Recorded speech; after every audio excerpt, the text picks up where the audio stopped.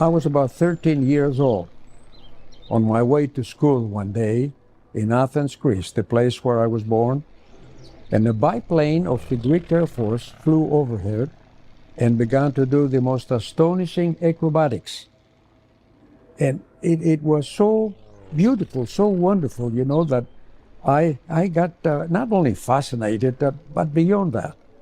And as the airplane finished doing the acrobatics over this area, and I began to walk on my way to school, I said to myself right then, that's it. When I grow up, I'm going to become a military aviator and nothing else. From then on, books and school meant nothing to me. All I wanted was to really look at the airplanes. And I began to skip school and walk some 25 kilometers to the aerodrome to watch the airplanes fly. I was dreaming, of course, you know, when I got to age, to try to get into the Greek Air Force Academy. So just before I reached my 18th birthday, I investigated to find out what the exams would be all about, and I found out that I wasn't even qualified to be outside the building. Why? Because I was a third-class student. I knew nothing about history or math or things like that. Then when I discovered that I was not going to be able to make the Greek Air Force Academy, I said to myself, I'm going to leave Greece and go to America to learn to fly. I had just passed my 18th birthday. I joined the Greek Merchant Marine. A month later, after that, I had a job on a 10,000-ton freighter as an assistant fireman. And on the 25th of March, 1938, that vessel left Greece for destination unknown. The only thing we knew that was we were going to Oran, Algeria, in the Mediterranean to pick up a load of iron ore for either Cardiff or Baltimore. These two names, you know, didn't mean a thing to me. What I knew about America was Chicago with the gangsters, New York, and Hollywood, where the movies are made.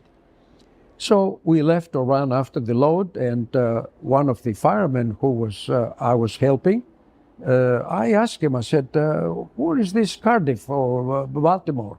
Well, he said, Cardiff is in England, and another vessel is going to take a load for Cardiff, but we're going to Baltimore.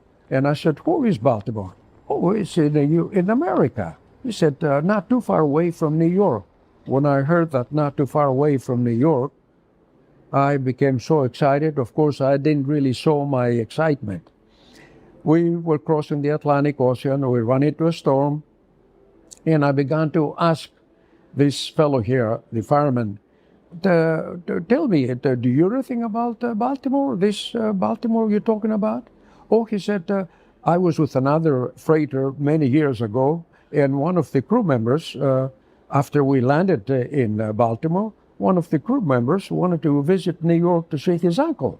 Oh, so we took the train from Baltimore and went to New York. But I said, how did you do that? You don't speak English.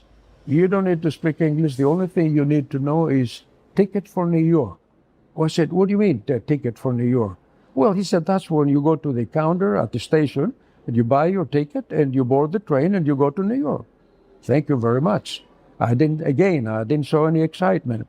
But it's funny, you know, here I am in the middle of the Atlantic Ocean, going through a doggone storm, and I'm shoveling coal and saying to myself, ticket for New York, ticket for New York. Try to memorize those words.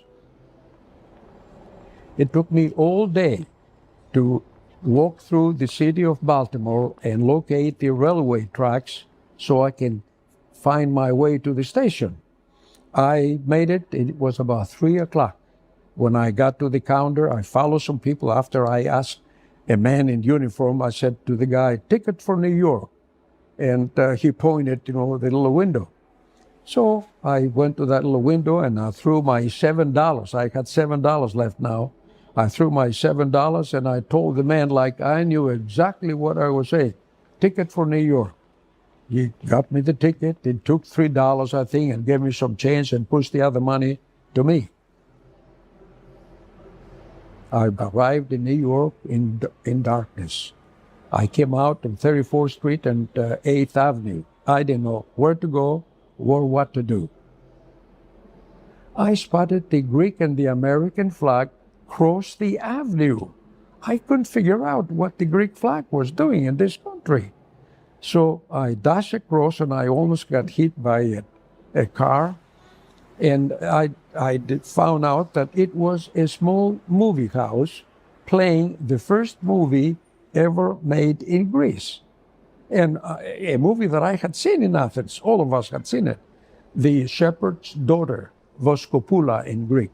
I looked at the thing and I admired those black and white pictures that they had the old days. And all of a sudden, a miracle. And you think that movie with Edmund Gwynn, Miracle on 34th Street, took place on 34th Street? The miracle took place on 8th Avenue with me. Two Greek fellows just stopped behind me, about maybe 2 feet away from me, and they began to talk in Greek. One was saying, now what do the Greeks know about making movies? And the other fellow said, now look, let's go inside and have a look at it. And if we don't like it, we just, come out and go home. It was then when I intervened and joined the conversation. And I said to the elder fellow, I said, what is it you want to know about this movie? Well, he said, when it came here, so I saw this movie in Athens. In Athens, he said, and what are you doing here? The way you're dressed up looked like you came out from a goddamn ship.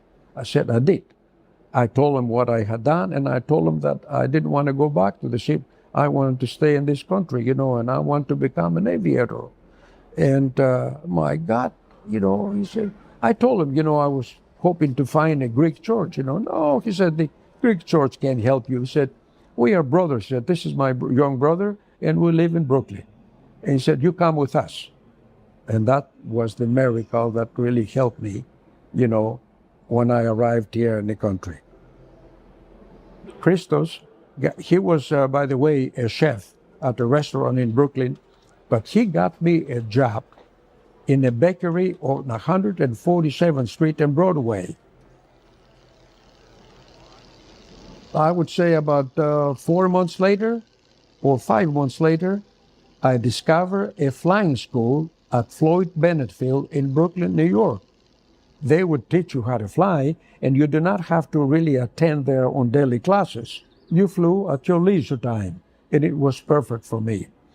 I devoted quite a bit of time there, and I began to fly the J-3 Cobb, a little baby aircraft that travels some 65 miles an hour.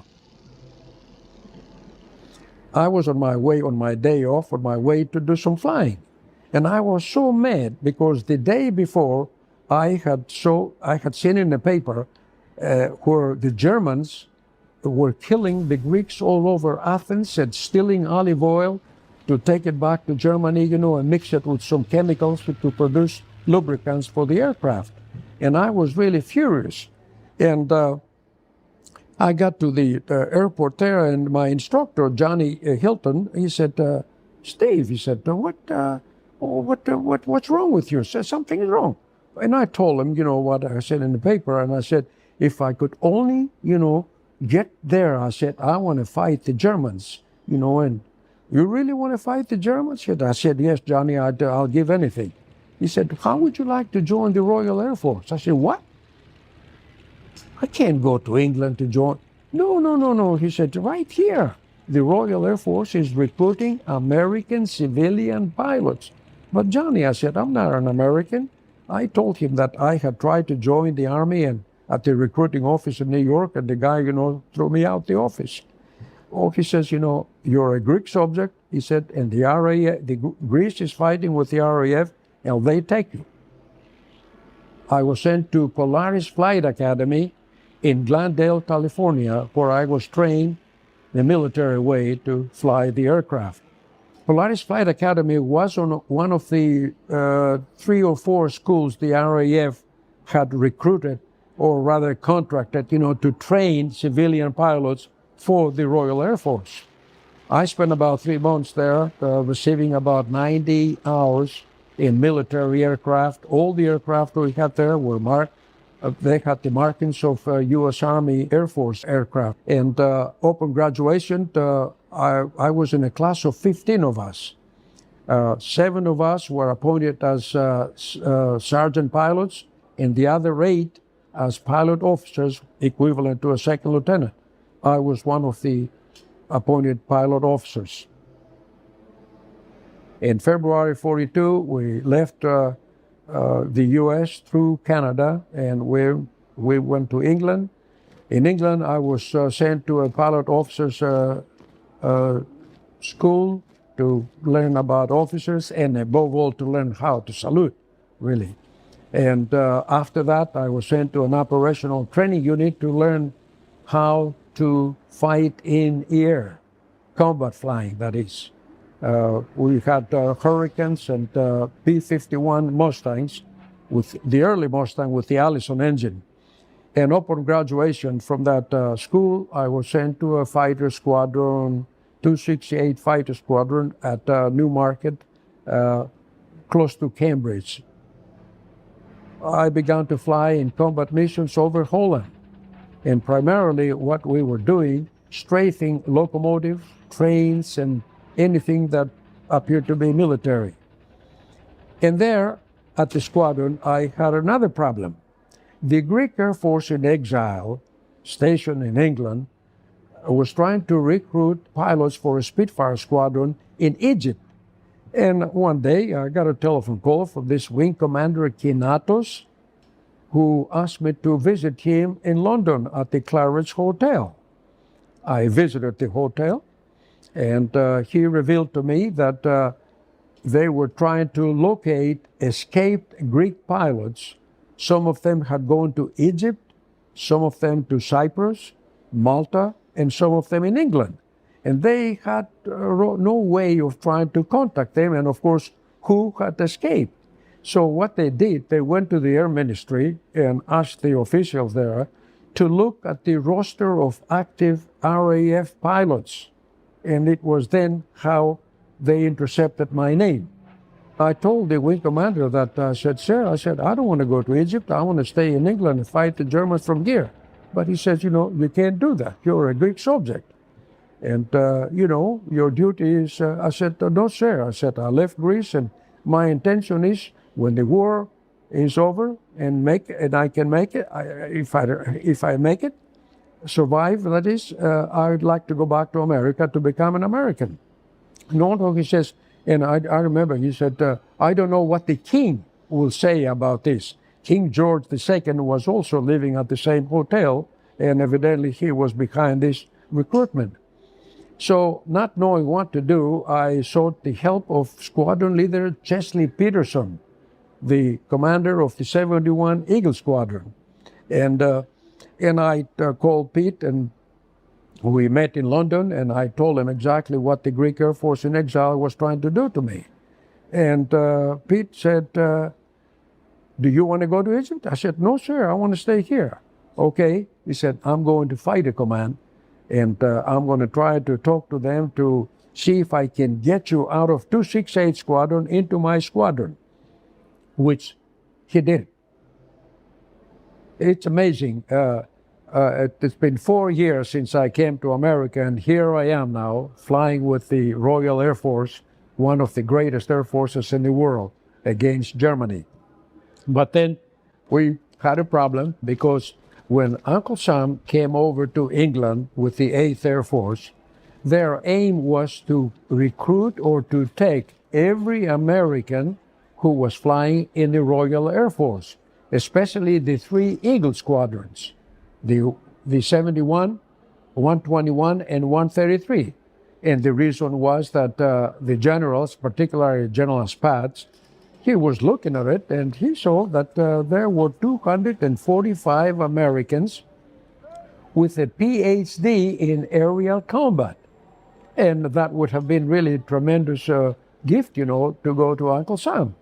So anyway, preparations were made for the transfer, and I told Chesley Peterson, who was now in charge of the transfer of the 3 Eagle squadrons into the Army Air Force, I told him that, sir, I said, this is not for me, because I'm not an American. He said, there needs you too. General Spaatz told me that they want every one of us, and you're included. So here I am. I was transferred into the Army Air Force at the end of September, beginning of October 1942, without being an American. On the 3rd of May, 1943, I was on a training flight with with my roommate, Don Gentili. And I was called to immediately pancake. Pancake in the RAF terminology and also in the Army Air Force then means land. Just come back and land, pancake. So they called me and they told me that I was to pancake immediately. So I left my training site there and I returned to the base and I landed. And as I parked my P-47, I saw Lieutenant Colonel Peterson with my squadron commander, Tommy Andrews, in his staff car. After I jumped down from the aircraft, I went over and I saluted and I said to Colonel Peterson, I said, why did they call me for my training flight? He said, get in the car. We got on the car and he began to drive to his office. And he asked me what I thought about the Thunderbolt. And in my mind, immediately I went back and thought of the Greek authorities. I said to myself, they have gone to the Americans and told the Americans that this guy is a Greek subject, not an American, and that he belongs to the Greek Air Force. Oh my God, we got to his office and he asked me to sit down opposite his office. He got on the phone and he said, this is Colonel Peterson, connect me with the embassy. Oh my God, I said, evidently he has no guts to tell me about it. And he wants someone from the embassy to tell me that I cannot stay in the American Air Force. So I said, I began to really, not cry, but I felt really kind of down. And here is old Colonel Peterson telling the ambassador when he answered the phone, John, Pitt here. I got the lieutenant right here, and I think you better tell him. Oh my God, I said to myself, they're going to tell me that I cannot stay in the American Air Force. He gave me the phone, and as I tried to put the phone, close to my face there, I said, yes, sir, this is Lieutenant Pisanos. He said, young man, how would you like to become an American citizen here in London today? I think I stopped breathing. And I said, I was hoping when I returned to America. No. He says, we're going to naturalize you as an American here in London. And you better just get down here as soon as possible. And in the meantime, I looked at my squadron commander there, Chesley Peterson. He was laughing while he was trying to light his pipe. The ceremony was going to take place that afternoon, and it was a wonderful ceremony. More generals, more war correspondents. Walter Cronkite was there, Ed Morrow was there, and God knows who else. And after the ceremony, I remember the man from the immigration told the audience, may I present to you Lieutenant Steve Pisanos, the first individual ever to become an American citizen for the first time in American history outside the continental limits of the U.S. You have no idea how proud I was. I think I was crying all over the place. So we began to fly now with the P-47. We were ready, combat ready, and we began to escort the bombers further and further into Germany. I had my first victory on the 21st of May, 1943. I sat down an FW-190 over at Belgium. My group commander, a fellow by the name Don Blexley, Colonel Don Blexley, who passed away last year, he wanted to have an aircraft to to really go to Berlin, as far as Berlin, escorting the bombers. And that aircraft turned out to be the P-51 Mustang. And I took part in escorting missions, 800 bombers, 500 fighters, 1,000 bombers, 600 fighters. And I took part on the first Berlin escort mission on the 3rd of March 1944. Then on the 5th of March 1944, we had an escort mission down to Bordeaux, France, on the southern part of France. We were to take a bunch, two groups of B-24s, while they were to bomb 2 air bases the Luftwaffe was using, with Ju-88s flying over the Atlantic and bombing convoys. And I guess the bomber boys want to destroy these 2 bases. Anyway, over Bordeaux, we got mixed up with a bunch of FW-190s and Me-109s. I got a credit for 4 destroyed that day. But on the way back, I was flying alone, and I was coming up at about 22,000 feet, and I knew that the way my engine was operating, I wasn't going to make it down to the English Channel and bail out over the channel and be picked up by the RAF later on. And just before I came up over Le Havre, my engine just gave up. I didn't want to bail out high because of the fear the Germans might shoot at me. So what I did, after I had released the canopy and unbuckled myself there, I tried to stand up. There is a cord that is connected to the dinghy you are sitting on it. You connect that cord to your Mae West. The cord, I tried to pull it left and right, nothing. I said, sit down again. Panicking, of course, So I sat down back in the cockpit, and I played the cord back and forth, here, there, Finally, it got unplugged there. And I connected it to the Mae West, There was no need now because I was over land. I wasn't going to use my dinghy. And then I stood up again, and I got out on the left wing. And it was then when I looked ahead, and I can see cattle. Cows, all over the countryside. And I was about maybe 300-400 feet above the ground. I knew that I could really bail out and have a parachute open. I thought for a moment, I thought of trying to get back in the cockpit, but I was fearful that with my parachute all over me, I would disturb the stick and possibly, kill myself. So I stood right there, holding at the left longeron there. And then funny, the aircraft was coming over the top of a barn. And it was then when I just reached inside with my right hand and pulled the stick back, barely missing the barn. And as I came over the other side, the right wing, dropped to the right, and I was thrown on the left. When I came to it and I decided to put fire on the aircraft, 2 German soldiers, evidently they had spotted the aircraft coming down.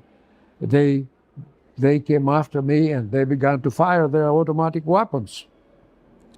Trembling, and I was ready to light a match that I had taken from my escape kit and mix my scarf that I had dipped into the tank with the parachute from my parachute. The 2 German soldiers began to fire, and I thought they were trying to scare me, more or less. Visualizing that maybe I would damage the aircraft. It was when the bullets hit the vertical stabilizer of my aircraft that then I said they meant to kill me. I dropped everything and I ran into the forest. They came in the forest, and I think that's what I lost them.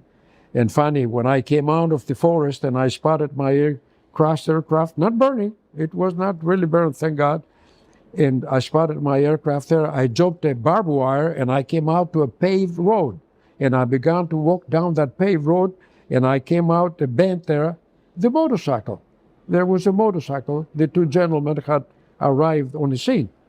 Anyway, scared that maybe other Germans will come in, I jumped another barbed wire and I went the opposite direction. For 5 days, I wandered all over the countryside with an injured shoulder. I finally made contact with the underground. They picked me up. They brought me to a point, and I had a problem with them. I still had to convince them so they can check with London who exactly I was, because they had a problem. The underground in France at the time had a problem. Before the war, there was a group of American German families with children, grown-up children, who went to Germany to visit relatives. The war started and they were trapped there. What did the Gestapo do? Picked up those young fellows, young 18, 20-year-old guys, and recruit them as Gestapo agents. I was told a story how a B-17 with American markings was flying one day, and there were parachutes coming out of the B-17, imitating that the aircraft was damaged. Those guys in the parachutes were not Americans, they were German agents. And he told me one story how they intercepted this guy, and he had not given them the proper information. For example, when they asked me my name, my rank, my serial number, that was not enough. Because the Germans with the dog tags, they can really imitate an individual. They wanted to know my father's name, where I was born, where I went to school. Over and above that, there's 3 items there. They want to know my squadron commander's name. So it was then, when I gave them all this information they wanted, and they went to London and found out who I was. And I'll never forget the day he came into my room with a bottle of Bordeaux wine. So, Stefan, he said, you're the Flying Greek. I never told him anything about the Flying Greek, but in the RAF, in the Army Air Force, I was known as the Greek. The Greek. In combat, instead using my call sign, Greek, let's go get this guy. Greek, turn around. Greek, come over, and this and that. After I spent about 10 days with this individual, it was decided that I was going to Paris. They moved me to Paris on a truck loaded with firewood. The driver, we were up in the front cabin, the driver here, me in the middle, and another Frenchman here who spoke good French, good English, and he was a gendarme, a policeman for the countryside, but in civilian clothes, of course. And we conversed everything. So on the way to Paris, we were stopped by 2 German soldiers. One of them around a bend. We went through a small town. The truck was proceeding very slowly. So this German soldier pulled the Luger and he came up and pointed at the driver to stop. They want to bump a ride to Paris. Not that they want, but when I saw them, my heart, just went up. So anyway, with the 2 German soldiers now sitting at the top of the firewood, my friend here revealed to me, he said, underneath the firewood, beaucoup mitraillettes, many machine guns and other weapons, hand grenades, the RAF had dropped during the night for the resistance in Paris. Now, how do you get those things in the front of the Germans? The truck was just the perfect alibi. Because on the way to Paris, we passed by German patrol vehicles, German staff cars, and, the fear was still with me, that we'll be stopped and say, who is this young fellow that you're transferring? But we had good insurance with the 2 soldiers, at the top of the fire truck. Anyway, in Paris, I spent about 6 months, and I lived with 16 different families. The last family, of course, was really wonderful. Those guys were the biggest saboteurs who I joined with, and we did some sabotaging. We ambushed a convoy one night with another group northeast of Paris, and they gave me an automatic Brent weapon there to use, and I must have really killed about 6 Germans that night. Paris was liberated, okay, and as I said, and several hundred, 700-800 of us came out from hiding. We were taken back to England. And upon reporting back to my station there, they were glad to see me, of course. And I was told that no more combat for me because I knew too much about the underground and operations in France. And they felt that if I had been shot down again, if I had gone down in France, the Gestapo had means, of really making me talk. Anyway, so then it was decided that I had to return back to the States, and that's when I was assigned to Wright Field. at Wright Field. I went through test pilot school. We had captured German aircraft there, the Messerschmitt 109, the FW-190, the Me-262, including the Japanese Zero. And I did quite a bit testing and open graduation from the test pilot school. My roommate from the war days, Don Giantelli, he and I were selected to do the service test of the YP-80 here at New York, California. I was testing a P-63 one day, I remember, over Cincinnati, 35,000 feet, and I got into trouble. The engine exploded on me, and I had to dead stick the aircraft with the gear down at the Wright Field. I locked both wheels. I landed halfway down the runway, and I locked both wheels, and both wheels caught fire. And the fire trucks and the ambulance that were really following me, after I jumped the aircraft off the runway, jumped from the aircraft, as I rolled off the runway, the firemen there with the foam, covered my whole body, my eyes and everything. They took me to the hospital, and it was then when a pilot from the bomber section, a TWA guy on military leave, was trying to recruit pilots from Wright Field. He came over the hospital after all my friends had come over to see me what happened. Giantelli and Yeager and Dick Bong and Gabi Gabreski also too. They came over to see what had happened to me, and after they left, this TWA guy came in and he said, "Hey buddy, I have a B-26 and I'm going to Kansas City. That's the headquarters for TWA. And I need a co-pilot." He said, "How about it?" I said, "Jimmy, I'll come with you." I felt that, I survived the war. Maybe it's the time for me to get out like so many of us were leaving the service. But then I got disappointed with TWA. I felt that the airline game was not really for me.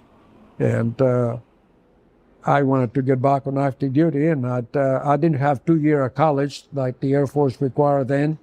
And I was on a flight to LaGuardia through Washington, D.C., and my friend Giantelli was at the Pentagon. So he met me at National, and we had coffee together. I told him that I was unhappy about TWA and the airline game, and he said, "Would you like to get back on active duty?" I said, "But how can I do that? I have no 2 years of college." "Yeah, but," he said, "you got something the Air Force will give anything to have you." I said, "What?" "Jet time." I had over 100 hours of jet test time. And at that time, the jet pilots in the Air Force can be counted on your hands, on your fingers. And so he said, "Look, when you get back to Kansas City, I'll send you an application for recall to active duty. Complete that, but don't send it through channels. You send it to me." I did that. 10 days later, I had orders from the Pentagon by direction of the president to report back on active duty. I went to the Pentagon. I spent about 4 years there. I got a regular commission. I got promoted to major.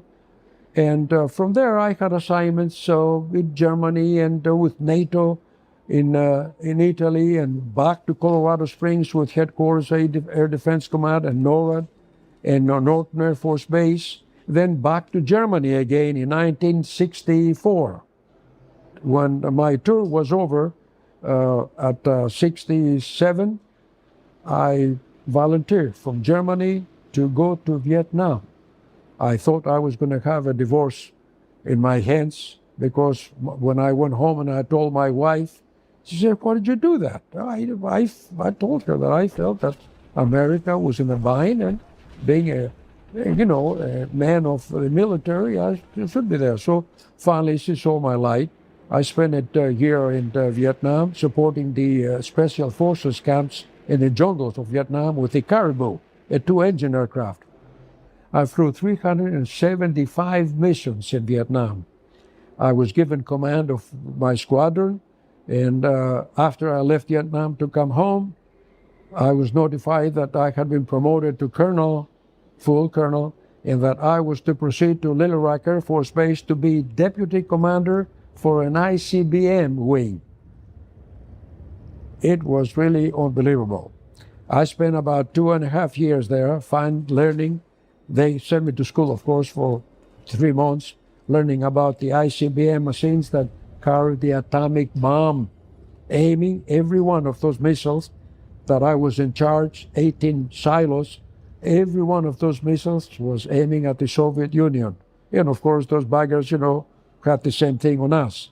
But the bombs we had on those missiles were not the baby bombs we had dropped in Japan. They were the hydrogen bombs. One of those bombs in Moscow would have wiped the whole goddamn city. It was there at that assignment when a colonel from the Colonels and Generals Assignment Office at the Pentagon called me up and he said, "Pisanos, how would you like to go to Athens, Greece and be the chief of the Air Force mission?" I thought somebody was holding my leg, being promoted to colonel, and now I told the guy, I said, "What are you trying to pull my leg?" Or something. No, he said, "I'm not pulling any legs." He said, he repeated his name, Colonel Tolman, and he was in charge. And he said, I told my personnel people to give me a colonel, a fighter pilot background, Vietnam background, who can speak Greek. And the only card that pops out on the IBM machine is Pisanos. So that's why he said we picked you up. Anyway, I left the Air Force, the ICBM wing, and we went to Athens, Greece on a diplomatic passport. Oh.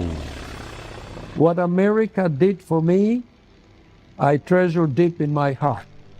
I never dared to dream that someday I would be wearing the uniforms of two great air forces, the British Royal Air Force and the Army Air Force, and later on the United States Air Force, where I attained the rank of a colonel. That I would complete 3 distinguished military schools, accumulating some 8,000 flying hours in some 85 different types of aircraft, prop-driven and jet-propelled aircraft, including a fighter, the F-106. Yes, I was able to really achieve and accomplish all this with the opportunity given to me by Uncle Sam and the American people. And my gratitude to this great country is too great to express in words how I feel in my heart.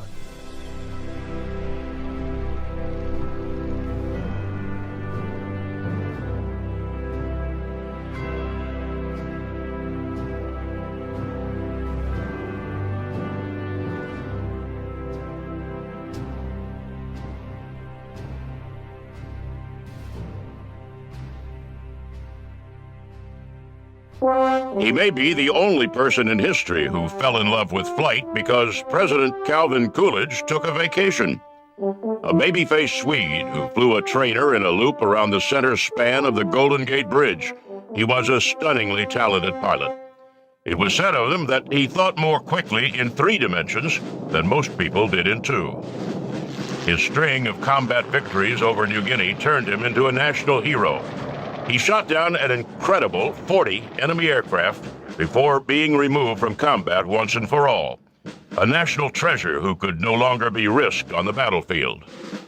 When the endless cycle of parades and war bond rallies wore him down, he asked for and received assignment as a test pilot in the secret program that produced America's first combat jet.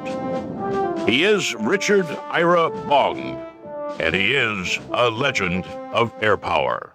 Richard Ira Bong was born September 24, 1920 in Superior, Wisconsin. Superior is a small town at the western tip of Lake Superior and about as far north as you can be in Wisconsin without being in Minnesota. His father, Carl, had come to the United States from Sweden at the age of 7. He worked his way halfway across the continent before settling as a farmer in Poplar, Wisconsin, 20 miles to the southeast of Superior. Carl Bong married Dora Bryce and settled in to start a family. Richard was the first of their 9 children, a quiet, thoughtful boy who grew up hunting and fishing in the dense forests around his family's farm. Known from an early age as Dick, he was first taken with aviation at the age of 8, when President Calvin Coolidge decided to spend a summer vacation in Superior. And every day the mail would be delivered by a courier, air courier, and Richard saw the plane going over it every day, and I think it just fascinated him, and I think that was the start of his love affair with aviation, and it just built from there. When the presidential party left town, so did the air couriers, but aviation had made its impression on young Dick. He contented himself with building model airplanes and dreaming of the day when he would learn how to fly. He played basketball, baseball, and hockey. He was a fisherman and hunter, played clarinet in the school band, and was active in the local 4-H club. He was, like almost everyone else in Poplar, a Lutheran, and he sang tenor in the choir every Sunday morning at Bethany Lutheran Church. Poplar was a town so small that its high school only lasted 3 years. To complete his senior year and make himself eligible for college and the civilian pilot training program, he commuted 44 miles round trip every day to Superior. In 1938, he graduated 18th in a class of more than 400. He attended Superior State Teachers College and enlisted in the civilian pilot training program. That government-sponsored flight training system was designed to boost the number of experienced pilots in the United States. The government justified the program based on the growing need for airmail and commercial pilots. In reality, the government's main concerns were the wars that were brewing in Europe and Asia. There was going to come a time, military planners believed, when the United States would need a lot of pilots quickly. Bong earned his pilot's license in a Piper J3, and almost from the first showed a gift for aviation. He had a knack for it, and he learned that through the pilot training programs he had been in college and afterwards, that he was just a natural pilot, and that was the word that everybody used to describe him in all of his pilot training programs. He was just a natural pilot. He loved it, and it became evident in the performance he turned in as a pilot. In 1941, Bong enlisted in the Army Air Aviation Cadet Program. In May, he shipped out to far-off and exotic California. He did his primary flight training in a Stearman biplane outside Tulare. He caught on quickly and moved on to flying Vultee BT-13s, the famous Vultee vibrator at Garner Field in Taft. He was, as I said, a natural pilot. He had natural skills, natural abilities, and in those days, you didn't get a whole lot of instructions. Most of the pilots at Gardner simply flew, running up their hours and getting a feel for maneuvering in 3 dimensions. Bong quickly distinguished himself and was ordered to report for gunnery training. At Luke Field near Phoenix, Arizona, he moved from the BT-13 to the AT-6, a single-engine fighter trainer that was smoother and more capable than the Vultees he'd been flying, but sluggish compared to real combat fighters. His gunnery trainer was Captain Barry Goldwater, the future senator and presidential candidate. Goldwater, a tough, precise teacher, said later that Bong was a talented pilot. In those years, hunting with his Winchester rifle in Wisconsin had honed his shooting skills. But Bong really proved himself one afternoon in an informal, impromptu hassle high over Luke Field. Bong, flying an AT-6, squared off against a Czech pilot in a P-38. The dogfight should have been a mismatch. The P-38, after all, was much faster and more agile than the AT-6, and the Czech pilot had hundreds of hours more flight time than Bong. But no matter how the P-38 pilot maneuvered, he couldn't keep Bong off his tail. The two would square off, and in a few seconds, Bong would be closing in on the P-38 from behind. The Czech pilot, upon landing, pronounced Bong the best natural pilot he had ever seen.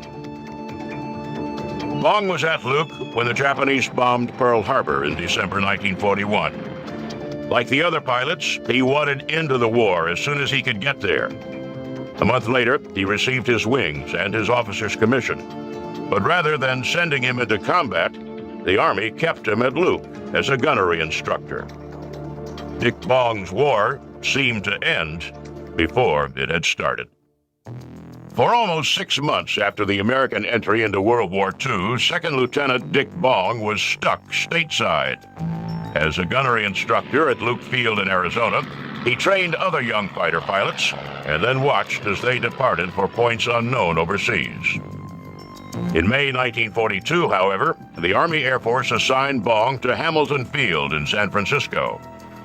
There, pilots were learning how to fly the new Lockheed P-38 Lightning fighter.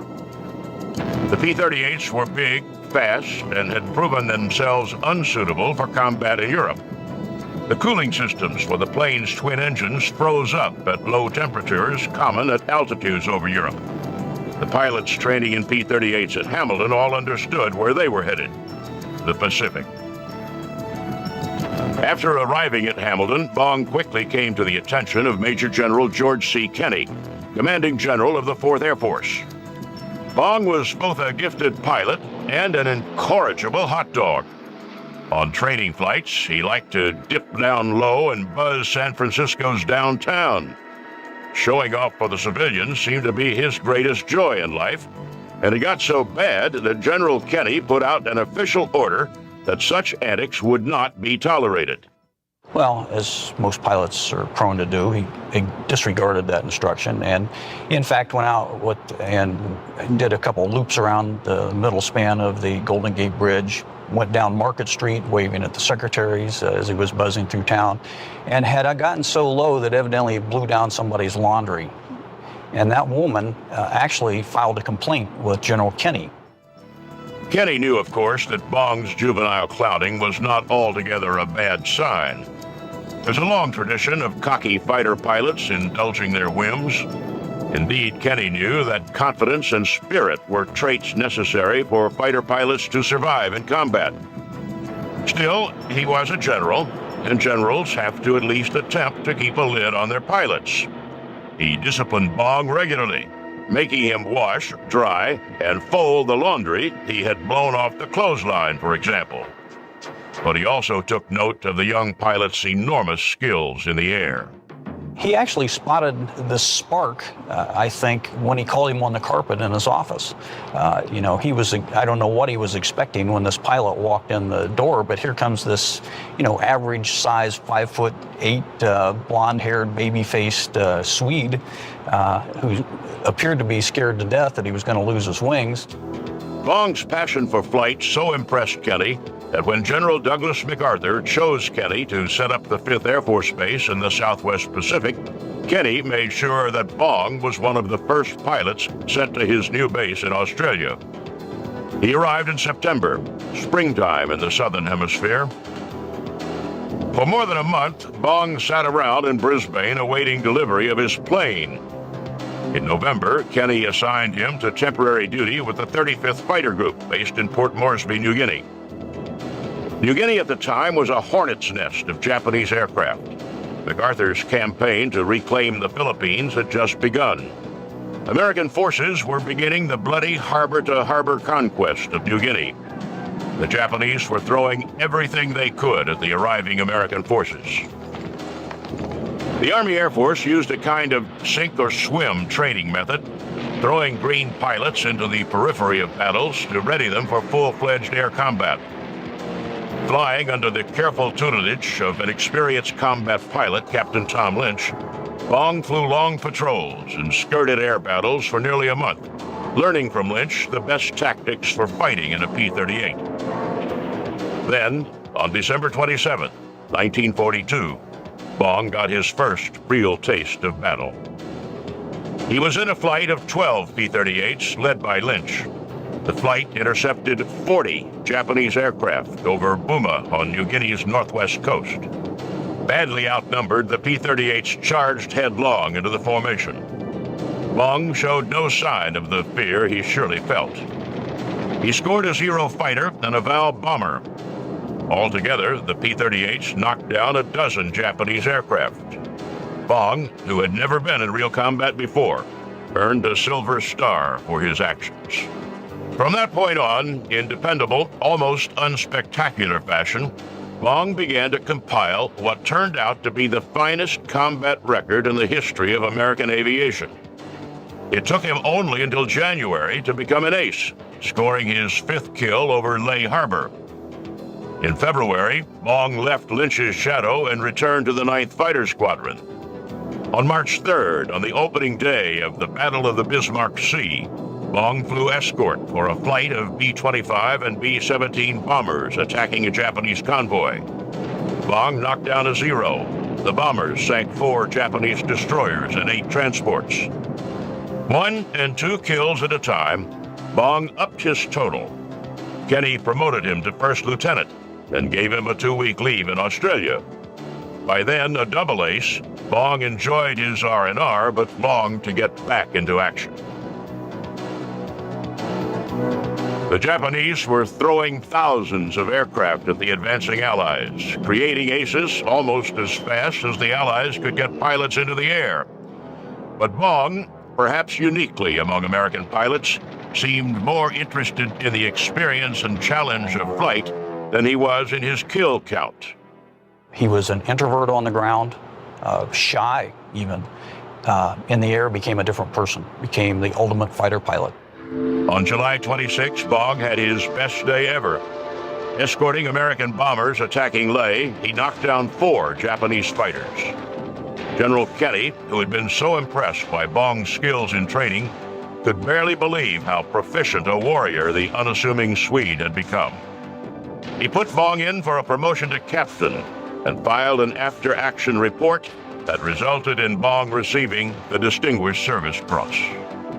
Bong was, in fact, emerging as a leader in the almost unspoken competition among pilots to become the ace of aces. He became one to watch.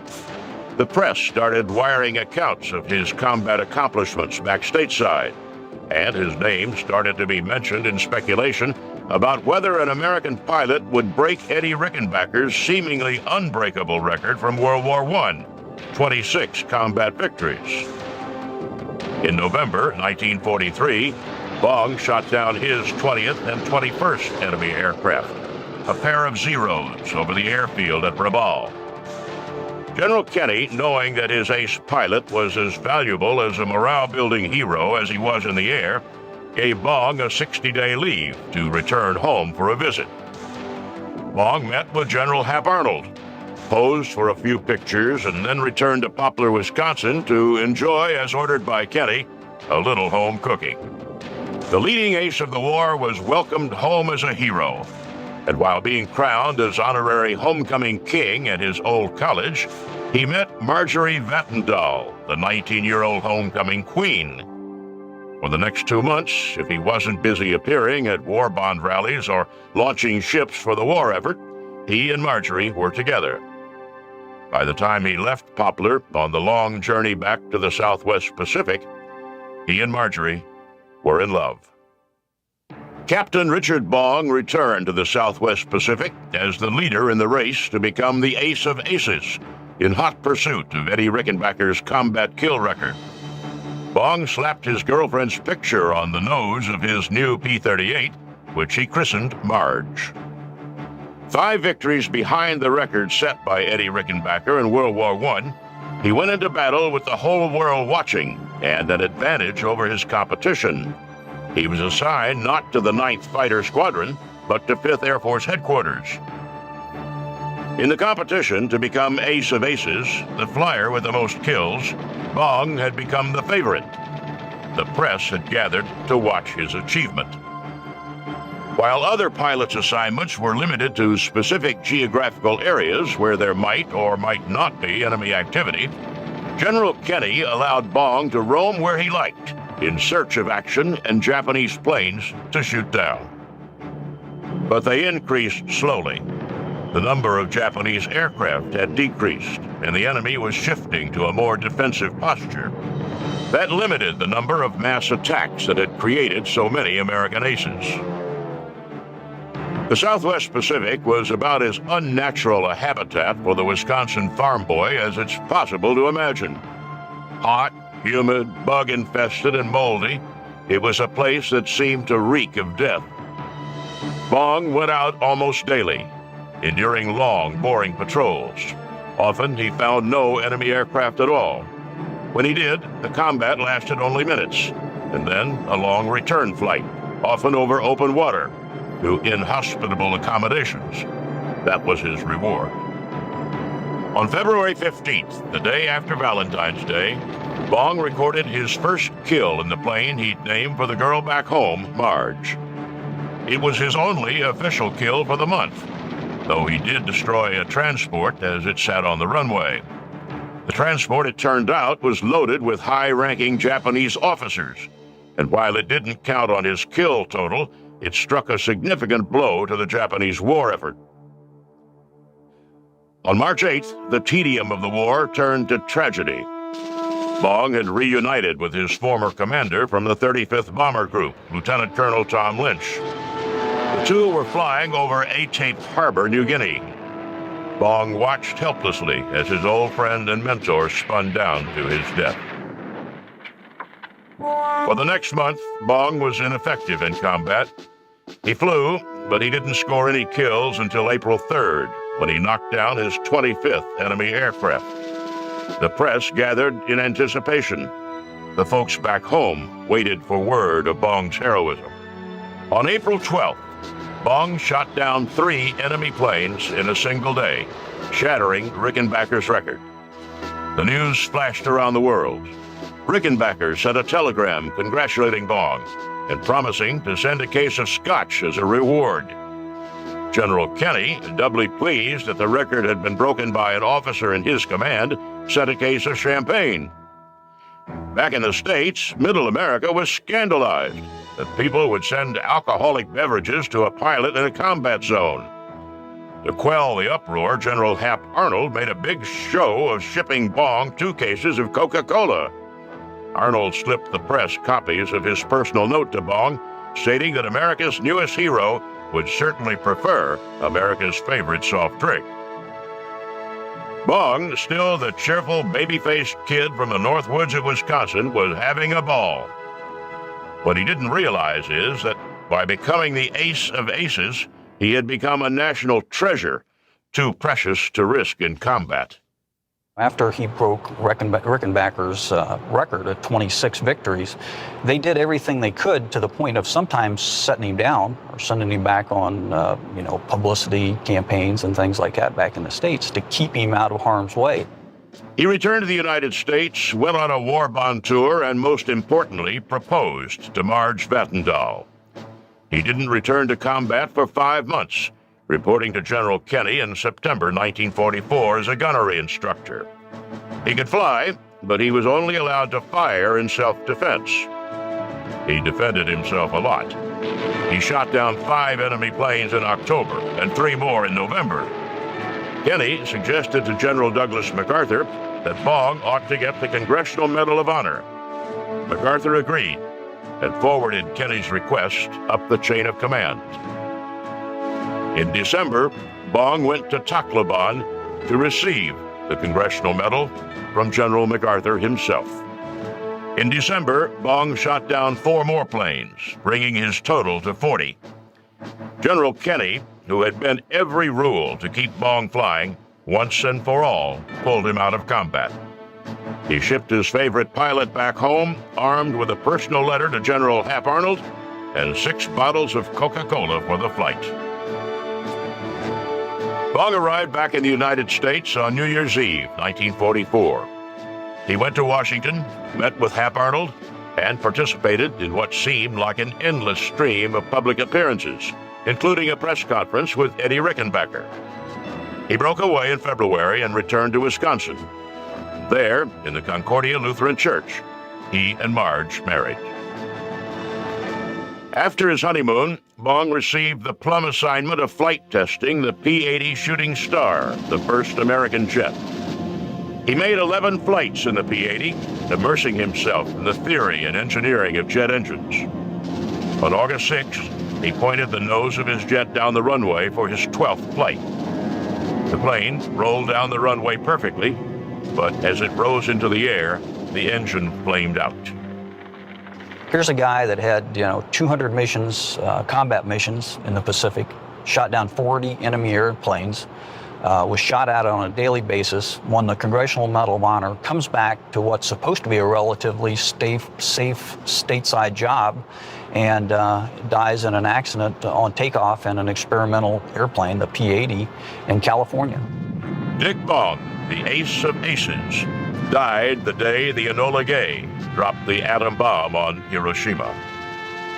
His death, which would have made headlines almost any other day of the war, made barely a ripple in the public consciousness on that particular day. The bomb had dropped.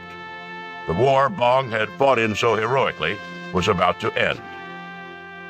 As the whole world prepared to celebrate the end of World War II, Poplar, Wisconsin mourned. In tiny Poplar Cemetery, Dick Bong came home for good.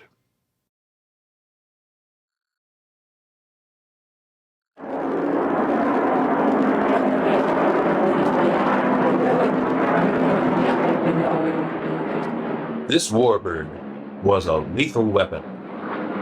Its main purpose for being, the reason for its existence, was to attack the enemy in the air, on the ground, or at sea. And that it did with a vengeance. It ranked with the fastest fighters of World War II. It was tough, durable, and versatile. It was called the P-38 Lightning.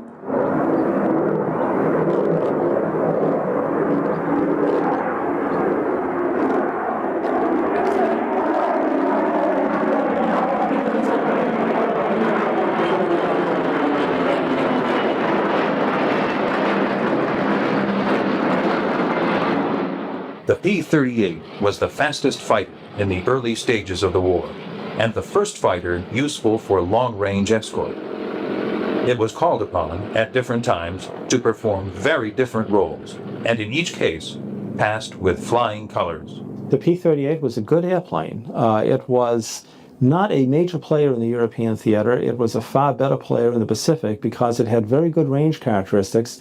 It was excellent for slashing attacks, for basically energy management type attacks where it would evade an enemy's more agile and more maneuverable lighter fighters by basically positioning itself with speed and altitude to seize the initiative against an opponent. It had a concentrated armament package. It had relatively dangerous high-speed dive characteristics because it was one of the first aircraft to approach what we would call sonic conditions. Not the speed of sound. It was not an airplane that could fly very close to the speed of sound, but it would exhibit some of the problems that you had from transonic airflow changes around an aircraft as it begins to fly close to the speed of sound. But it was by no means an inferior airplane. It was a very fine aircraft. The P-38 had a 52-foot wingspan with a total length of just over 37 feet. Its height was 12 feet 10 inches. It was powered by two Allison V1700 engines, and it had a maximum speed of 415 miles per hour. It weighed 14,100 pounds empty and 17,500 pounds loaded for battle. With a ceiling of 40,000 feet and a range of 2,260 miles, it could go the distance and deal out a great amount of damage. Where the P-38 really excelled, as I said earlier, was in the Pacific campaign, because there the combination of twin engines, very long range, really served that aircraft very, very well. The highest scoring American fighter pilots flew in the Pacific theater, and the top three all flew the P-38. For that matter, it may have even been more than the top three. There was certainly a number of leading aces in the Pacific theater who flew the P-38. The Japanese were driving toward Port Moresby, one of the few bases still in Allied control. This was just north of Australia. If this area fell, it threatened to push the Allies into the sea. General Douglas MacArthur quickly reset the stage for an Allied offensive. He relied on General George Kenney, new commander of Allied Air, who was reorganizing the 5th Air Force after the beating it had taken early in the war. MacArthur ordered the troops rushed into battle. One regiment took 36 hours to go by water. A battalion took 5 weeks by foot. But 60 planes could carry an entire Australian infantry battalion in one day. If the P-38 could protect them, MacArthur thought it just might work. Specially designed airborne equipment, such as pint-sized bulldozers and graders, helped lay out 6 airstrips.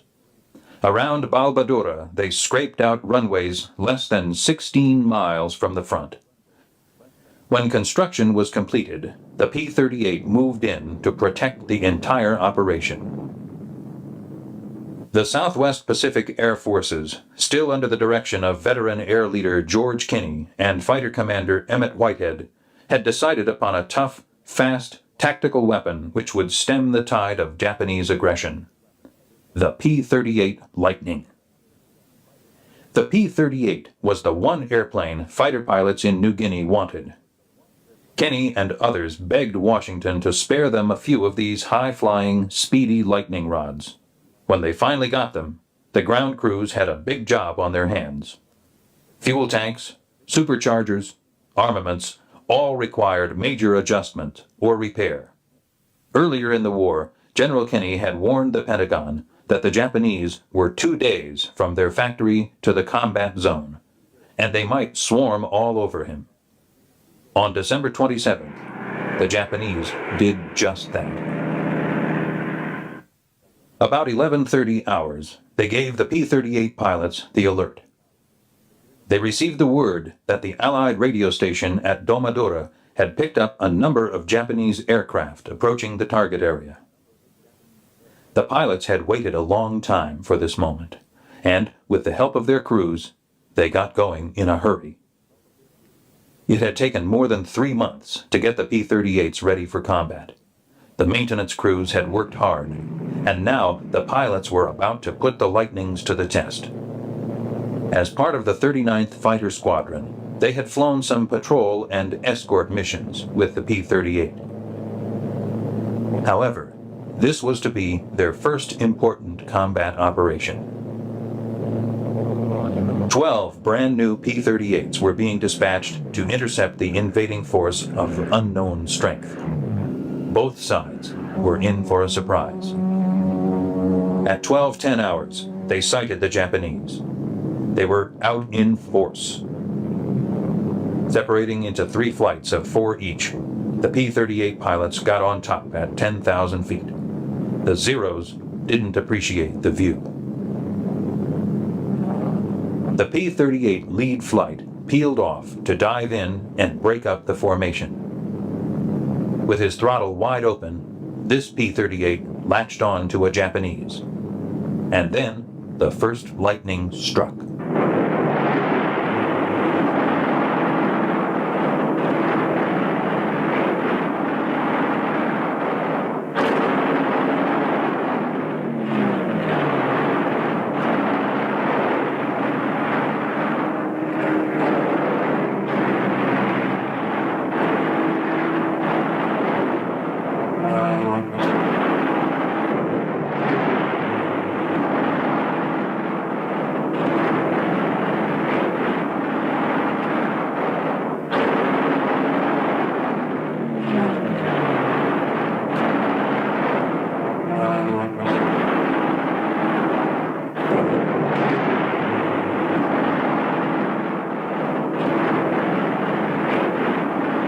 When the air battle was finally over, the 12 P-38 Lightnings had shot down 11 Japanese fighters and bombers.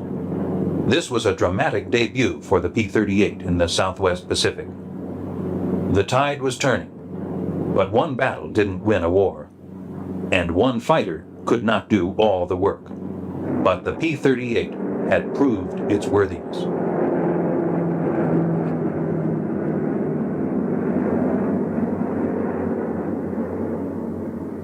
The P-38 proved invaluable elsewhere. In North Africa, it was used to fight off the Nazis and protect the local population. These street scenes were photographed by a concealed camera and reveal the true and varied reactions of the public during the raid.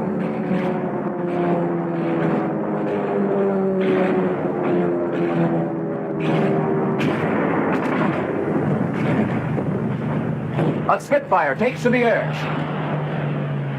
This is one of the Allied airfields in the vicinity of Bong. American P-38 rise to the attack.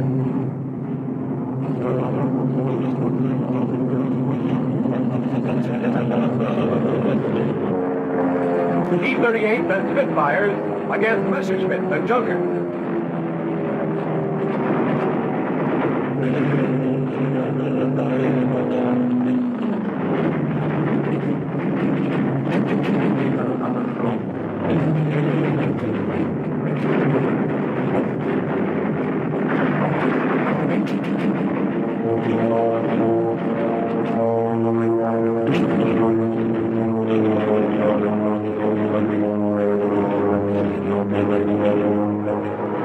Out of control.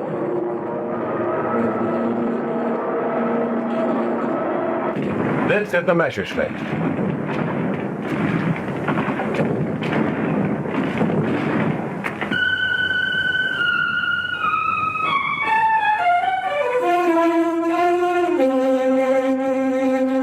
Most of the bombs fell in the city.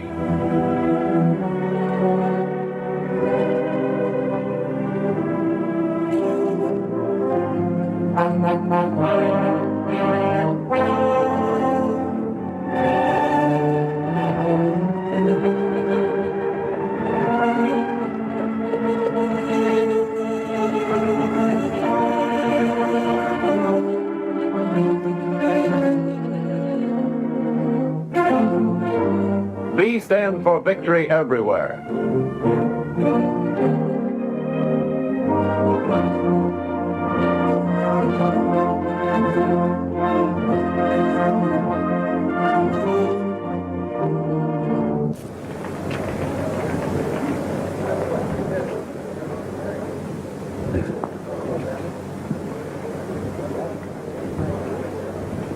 The crew of this one was captured.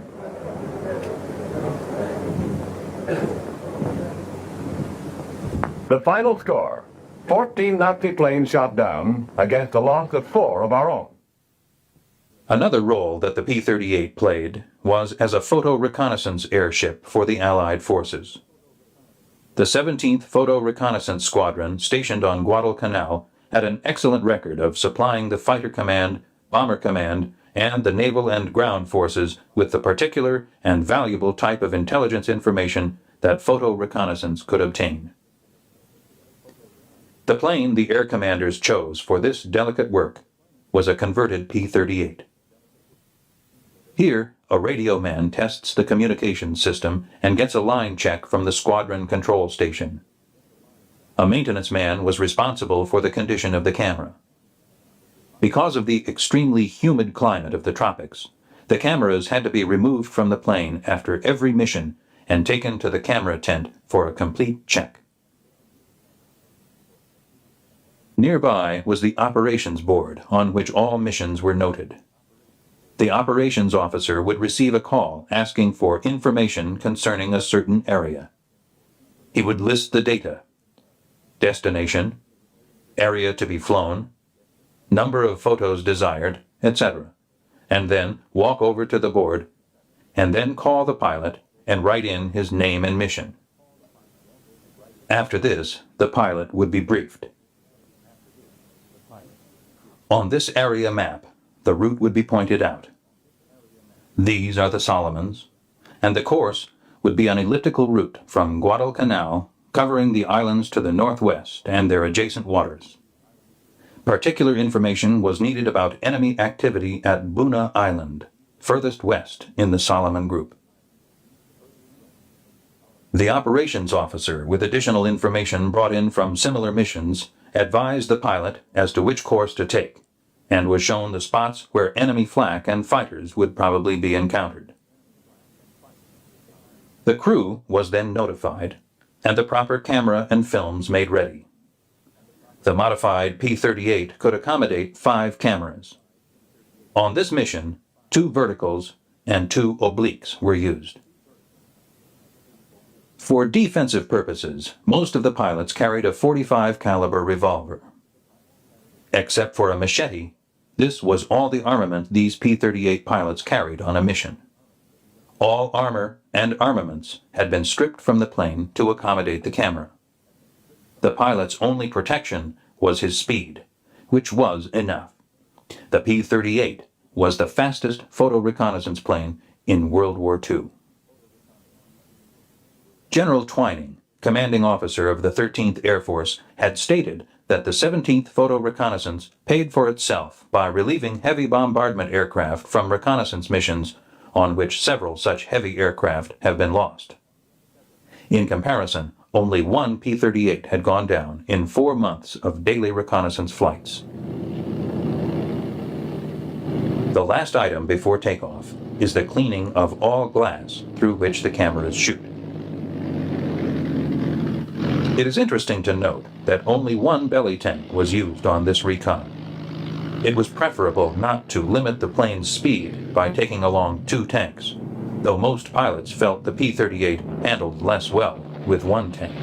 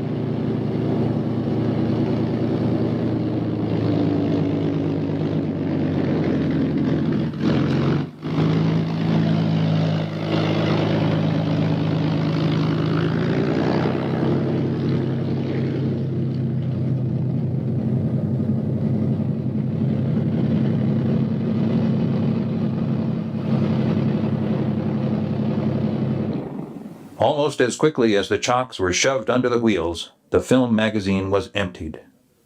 No time was lost in getting the film to the field lab and rushing prints to the photo intelligence officer for interpretation. It is possible that one or more of these negatives held information that was of life and death concern to every man in the Guadalcanal area. Photographs can show things that the human eye cannot easily detect. At times, a whole fighter or bomber squadron could fly over an enemy installation and never see it. Furthermore, photos were examined carefully with stereoscopes and by more than one person. They were checked with other photos taken previously to catch minute changes in the arrangement of the terrain and to detect carefully camouflaged installations. Organizing the intelligence which the P-38 pilot had brought in, the intelligence officer gave his superiors a summary of the report. Half an hour had elapsed from the time the P-38 pilot returned from his mission. Already, a fighter squadron was rolling out to the runway, ready to act upon the information obtained by photo reconnaissance. It may be that the photographs and the verbal report disclosed that the enemy was open for attack at Tonalai. Perhaps it was discovered that enemy transports, destroyers, or bombers were sneaking up the channel. So out rolled the P-38s. Fighters this time, not recon, prepared to do a job that the alertness and efficiency of the photo reconnaissance squadron of special P-38s had helped set up. There were many examples of where the stripped-down P-38s doing reconnaissance were able to tell the fully armed Lightnings where and when to fight. One of the best examples was a mission where for 3 days in a row, P-38 pilots were sent on a low-level attack to knock out Rabaul on New Britain Island. Here, pilots are shown waiting for the weather to clear at forward staging bases in New Guinea. Then the P-38s got ready. From 6 squadrons of Lightnings, 2 squadrons had orders to sweep Simpson Harbor. The other 4 were to attack the land batteries. In all, 80 P-38 Lightnings scrambled off.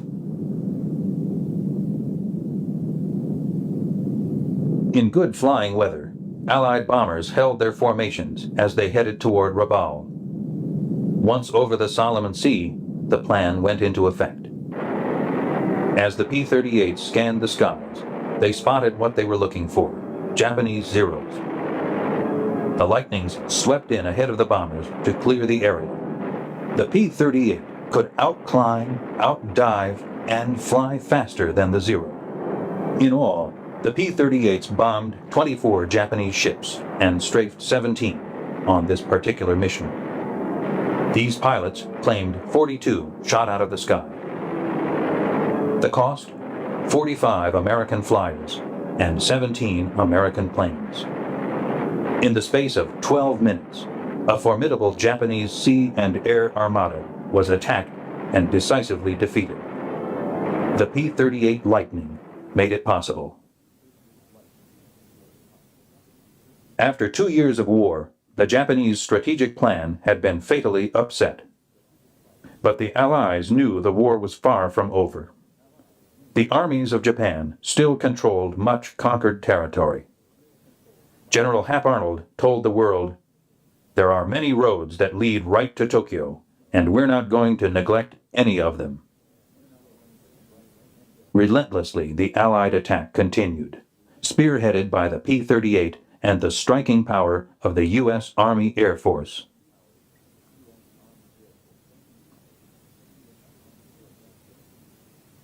As the war dragged on, the P-38 continued to play an important role, and not just in the Pacific. For example, in the famous second raid on the Plosti oil fields in March of 1944, the P-38 Lightning was called upon to lead the fighter attack.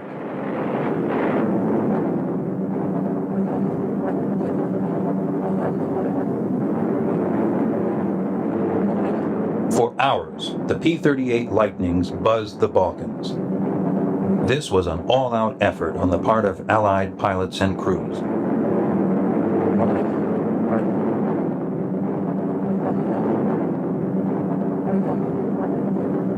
When they got within striking distance, the P-38 pilots climbed to bombing altitude and dumped their wing tanks so that they could maneuver better against the sleek Messerschmitts.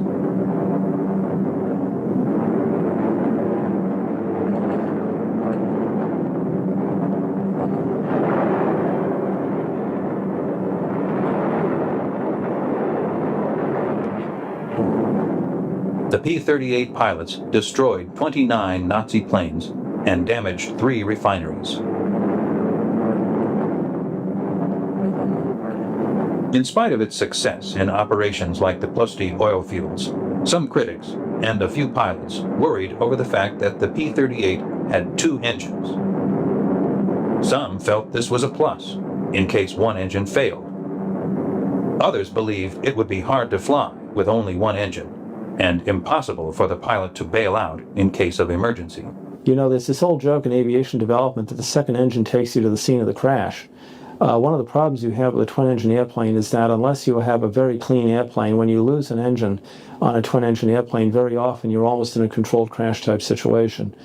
The P-38, under most combat circumstances, when you lost an engine, that was a very serious occurrence. The other problem with the P-38 is that there was an engine reliability problem with those boosted Allisons, and so sometimes P-38s were lost in combat simply because of engine failure. The Army Air Force felt that a 2-engine airplane did not mean that it was a difficult airplane to fly. They believed that the 2 engines were able to give it a wide range of performance and extra margins of safety. For those who insisted that it was impossible to bail out of the 38 because of the twin booms and rudders, and because of the horizontal stabilizers span, the Army and most pilots disagreed. They felt that it was no easier or harder to bail out of the P-38 than out of any single-seater fighter. Bailouts were made either by turning the plane on its back and dropping out, or by getting out the left window and sliding down the wing. Pilots were told not to stand on the wing to jump. As any pilot will acknowledge, the object wasn't to bail out of the plane, but to make the other guy bail out of his. The P-38 was a weapon that helped the pilots do just that. It carried plenty of firepower, and, unlike the Zero, had self-sealing fuel tanks and armor plating to protect the pilot. In short, the Lightning was tough, rugged, and reliable. Its high-speed performance was well known, but its control at most speeds was equally spectacular from the point of view of performance. If one engine did fail, there was still a workable single engine under the pilot. There was no difference in flight technique with either engine failing. Right engine is dead. Trimming rudder tab. Closing right press-stone shutter. And right oil cooler flap. How's about setting the controls for unfeathering? Feathering switch in normal position. Manual propeller switch in fixed position. Right governor control in low RPM. All set and smooth as silk. Nice going. Now circle for landing.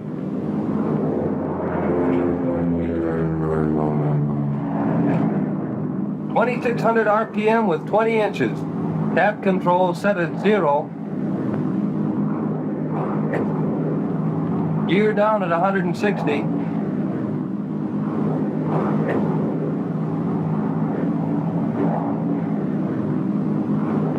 .50% flat.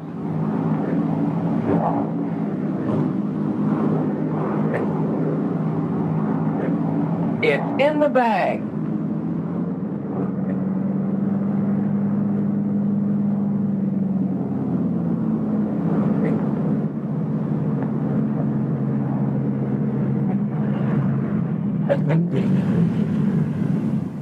The P-38 was a weapon that did not have to take a back seat to any plane in the war.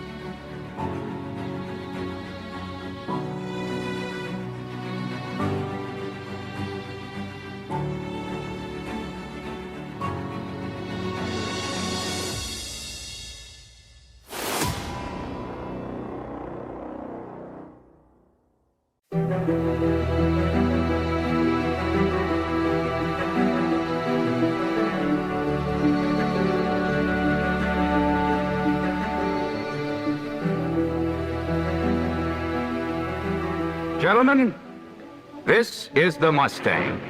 It can fly... that was the Mustang. Pretty fast, huh? However, there are some nasty rumors floating around about this ship, and we might just as well admit they're true. Some pilots don't like the P-51. Here are the pilots. However, our pilots don't seem to agree with these gentlemen. Here's what they have to say. I peeled off away from that 109 like I was standing still. And when it comes to blasting enemy pillboxes... Sir, she's the baby for low-level attack. Why, I was on top of that supply column before the Nazis knew I was coming. Gentlemen, that was the Mustang. Designed, built, and flown in 180 days. Ordered in 1940 because the British foresaw the day when the deliveries made by the Ju-88s to Coventry would be returned with interest. An escort fighter which could fly farther and faster in protecting our bombers, delivering those bundles from Britain. Gentlemen, that was the Mustang. But today, in order to accompany our new bombers deep into enemy territory, our fighters must fly farther still and higher. Out of this need arose... Well, Colonel, there she is, the P-51B. Looks like the old Mustang, doesn't she? Yes, much of the construction is exactly the same. But Mr. Deach, using the same basic design as the P-51A, has built a ship that'll fight from 25,000 feet on up. That's the new engine, eh? That's the Rolls-Royce Merlin 61, built by Packard. It's a 12-cylinder job like the Allison and the P-51A. But it packs a military rating of 1,520 horsepower and a war emergency rating of 1,630 horsepower. And a two-stage supercharger. This two-stage blower and external fuel tanks mean it can serve as a high-altitude escort fighter for long-range bombers, besides doubling as a low-altitude fighter, dive, or low-level bomber. And with 150-gallon ferrying tanks under each wing, your pilots will be hopping the Atlantic pretty soon without too much trouble. And we're putting an 85-gallon tank in the fuselage, back of the pilot seat. Now, these tanks, or the bombs, these are dummies, of course, go on these racks on each side, as you know. Without these racks, the plane has 15 miles per hour more top speed. But this ship is faster than the old model, even with the racks on. And we're swinging a four-bladed prop to absorb the extra power. It's a Hamilton hydromatic constant speed job with cuffs. Now, we're using the same laminar flow airfoil as before. It made the Mustang such a fast ship. And, this is a newly designed aileron that gives the ship an extremely fast rate of roll. We call it the seal balance type. I have a diagram here that illustrates how this aileron works. Now, the normal aileron looks like this. When the aileron moves up into the airflow, air leaks through the space between the aileron and the wing. That's where a lot of the force applied to the stick is wasted. But our seal balance aileron lessens to a great extent the force required, because the part of the airflow that formerly escaped can no longer do so. The cloth connection stops it. Therefore, this airflow, which formerly escaped, exerts a force down on the airtight cloth, which in turn enables the pilot to force the wing down with much less effort. You don't have to tell me why that's important in lining up those 450s there on a Messerschmitt or a Focke-Wulf. We have a pretty insulation on those guns. Let's take a look at them.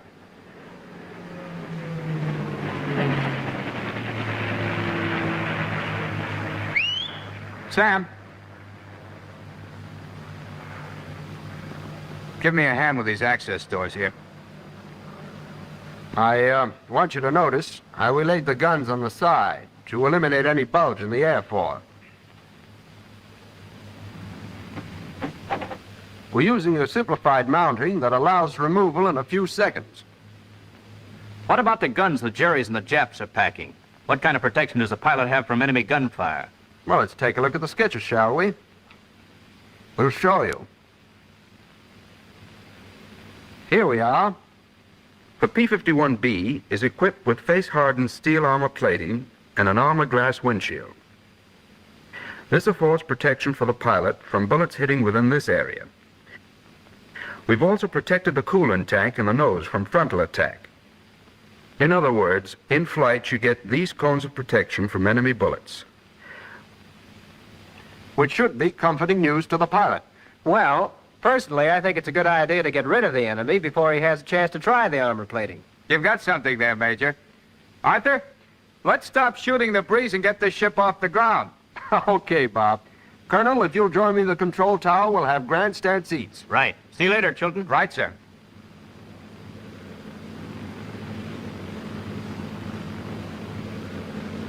Bob will give a continuous radio report on everything he does in this plane which might deviate from normal pilot procedure, even if it's scratching his ear in the middle of a loop. Hello, Mr. Steve. Oh, Charlie, these are the gentlemen I called you about. Colonel, let's get over to where we can see things. Ah, there's Bob.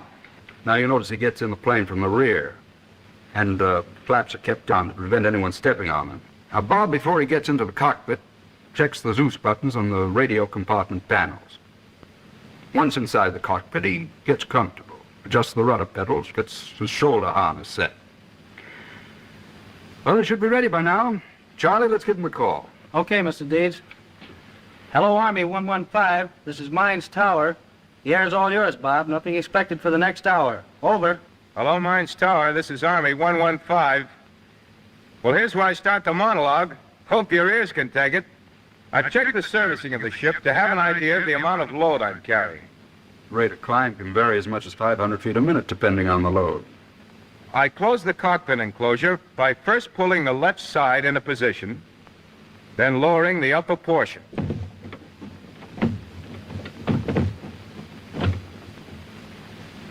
And I make sure the enclosure handle is locked in place with a safety latch, and rear hatch and felt molding is checked. He checks to see that the warning pins in the right sliding track are down. Pins checked. Starting the regular before starting engine check. Oh, by the way, if you were going to make an engine run up on the ground, especially pulling more than 40 inches of manifold pressure, be sure that the tail of the P-51B is anchored securely, that the flaps are kept up. You see, the weight of the new Rolls-Royce engine has moved the center of gravity forward. As a result, the slipstream from the prop was liable to force the tail up. During my regular check, I make sure that the emergency boost control is in automatic, as I'm only to use it in case of war emergency for not more than 5 minutes at a time. Making sure supercharger control in automatic and not in low. Coolant and oil switches checked in automatic. Fuel booster pump on normal. Finish check, starting engine. Clear.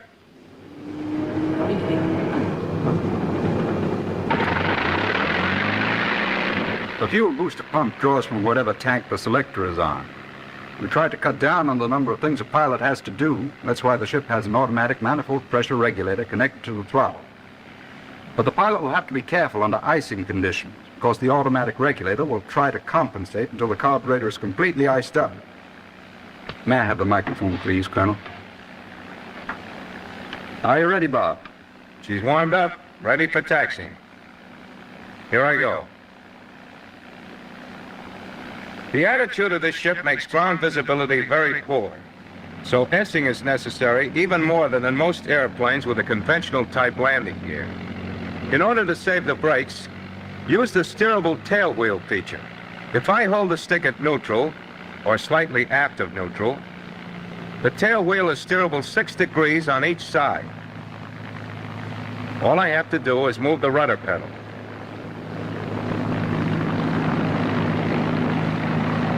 The 6-degree steering feature doesn't allow sharp turns.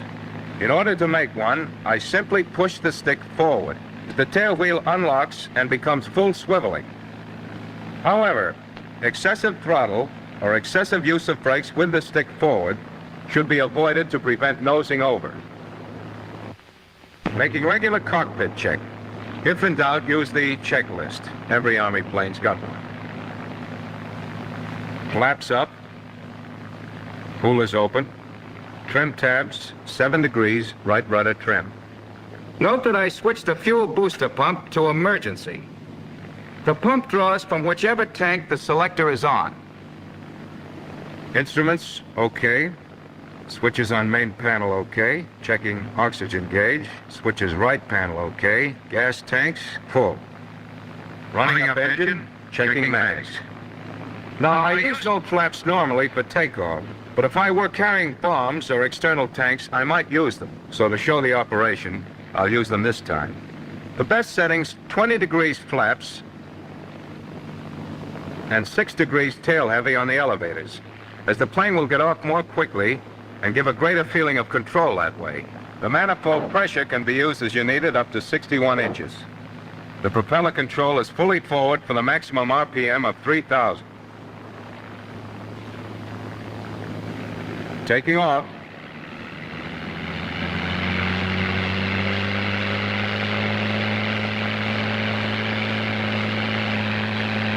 Keeping the tail on the ground and use of rudder trim, as I said before, counteracts normal torque action on takeoff.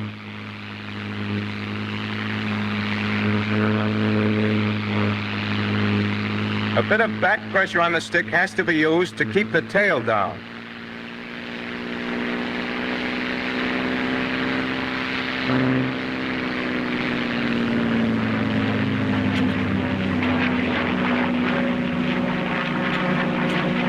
Landing gear up.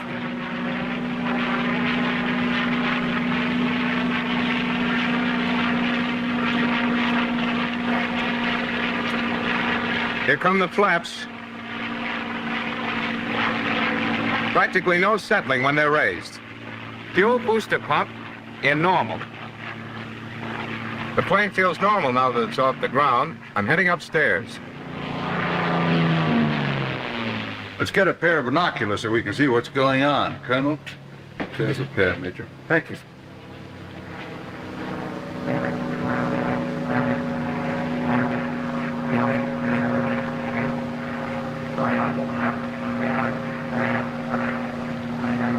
"20,000 feet. The supercharger just changed over in a high blower. A jump seems to occur in the engine, then the manifold pressure returns to its original setting. It switches at an altitude of between 20,000 and 20,500 feet. Heading on upstairs.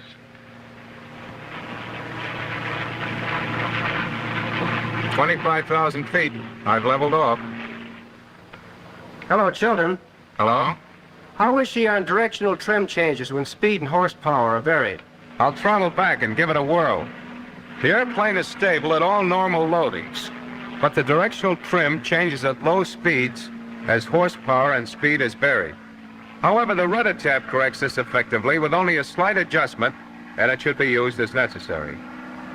Normally, there is no trouble as the plane is naturally stable. That means the P-51B will remain at any altitude without adjusting the trim tabs. Less work for the pilot. Now I'm going to show her stalling characteristics. The stall is comparatively mild and occurs at approximately 95 miles per hour indicated with gear and flaps up. About 3 or 4 miles above this stalling speed, a slight elevator buffet occurs. Plane 6 at distance, then rolls over on one wing. It doesn't whip over as some other planes do and has very little tendency to drop into a spin. The recovery is completely normal. All that has to be done is to release the back pressure on the stick and apply opposite rudder. With the gear and flaps down, the stall would have the same characteristics as before, only it occurs at about 85 miles per hour indicated. Naturally, with combat tanks or bombs making an extra load, the stalling speeds are higher. On to an accelerated stall.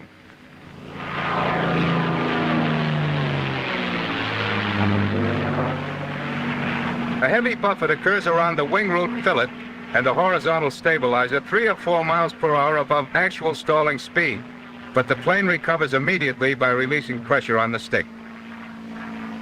The accelerated stall has stronger warning characteristics than a normal stall.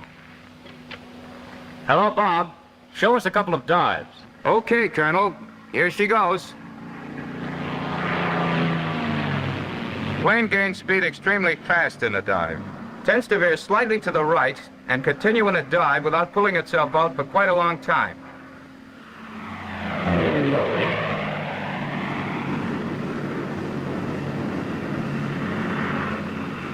The propeller doesn't overrun during the dive, does it? Not a bit. I put it at 3,000 RPM and it stayed nailed there. Any other questions, sir? No, thanks. How about doing a couple of rolls for us? Here's one to the left. Rate of roll is extremely fast, especially at high speeds. That's due to the sealed balanced aileron. It's the final result of 14 different designs. That fast roll really counts, too. Yes, that means the pilot can disengage the enemy a lot quicker. We believe the only enemy ship that can approach it for speed of roll is a Focke-Wulf 190. Here's another dive. In the dive, the pilot doesn't have to maintain excessive forward pressure on the stick. Catch the slight tendency to veer to the right with a trim tab, if in a prolonged dive. Otherwise, the ship is positively stable in the dive. Hello, Arthur. I'm going up to high altitude and put her in a maximum speed dive to show you how fast you'll go before reaching compressibility. Okay, Bob, let us know when you're up there. Roger. Now then, while Bob's climbing, there are some points that might interest you, gentlemen. Let's sit down, shall we? Colonel? Thank you. As you know, the true speed of a plane at the time compressibility occurs, divided by the speed of sound at that altitude, gives us a figure called the Mach number, so named after the man who discovered the relationship. Let's take an example. We'll say the plane reached compressibility at 560 miles per hour. That's true airspeed, at 10,000 feet altitude. Dividing this speed by 724, the speed of sound at 10,000 feet, we get, and gentlemen, we've done this arithmetic many times before, 0.76, the Mach number. Now that number indicates the speed a plane can dive at any given altitude. The higher the Mach number, the faster the plane can dive without encountering compressibility trouble. We believe the P-51B has the highest Mach number of any fighter. Now there's a point I'd like to make to pilots about getting into compressibility, but first a little more dope. The Mach number of any given ship remains the same no matter what the altitude. But the speed of sound decreases at high altitudes. So the higher the altitude, the less speed required to get into compressibility. Let's get back to our problem. Suppose we were at 30,000 feet. Then X, the speed we could go, divided by the decreased speed of sound at that altitude, 680 miles per hour, equals the Mach number, 0.76. Solving, we find that we could go only 517 miles per hour before getting compressibility. One more thing. The higher the altitude, the faster the true speed for any given indicated speed, and as I said, the lower true speed required to reach compressibility. So here's the point, and it's an important one. The pilot should remember that at high altitudes, he reaches compressibility at much lower indicated speeds than at low altitudes. At any rate, observe the speed limitations posted in the cockpit. 38,000. Are you all set down there? I guess we're all set. We had enough theory for the moment anyhow. Major, should we let them know we're still down here? Right. Hello, Bob. We're all set down here. You really gonna wind her up for us? Just you hold on to your hat, Major. Okay. Give us your indicated speed and how she acts when you get her into compressibility, will you? Roger. I'll be down in a minute.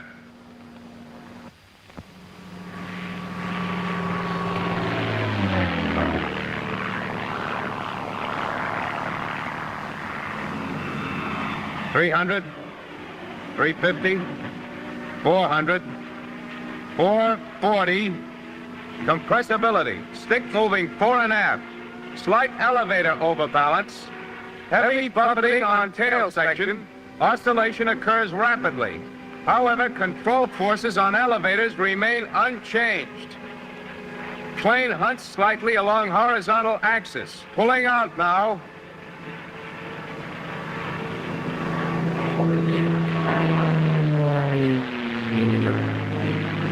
No difficulty, except buffeting continues until a lower speed has been reached. 440 indicated at that height. That's really moving. Enemy fighters will have a hell of a time trying to keep up with this ship in a dive. They really would, Colonel. I'm going to try a couple of spins. I'll do a right spin first. Here she goes. In a right spin, there is a continuous oscillation. A slight rudder buffet is present. Procedure for recovery completely normal. No trouble getting out of the spin. Probably try one to the left now.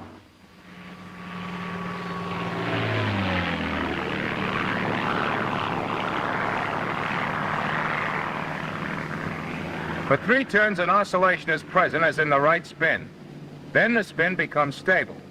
Recovery is the same. Full opposite rudder, then stick in neutral. Going into a sustained side slip.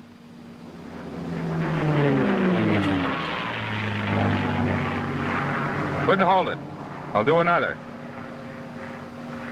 The plane will not hold a sustained side slip. The aileron control is insufficient to hold it on a side slipping angle. The ship automatically tends to straighten out. However, it will side slip long enough to avoid enemy fire. What about prohibitive maneuvers? The usual limitations? Right, no snap rolls, inverted spins, or outside loops. Hello, Bob. How about some aerobatics? Roger. Here's a loop.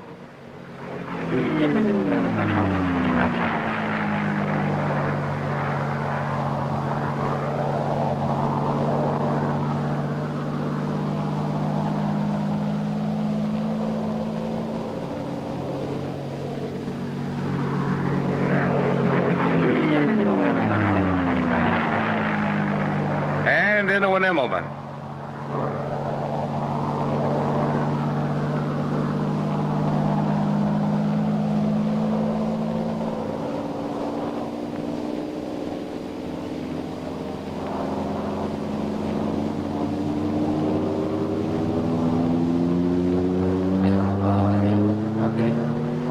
Here's a climbing roll.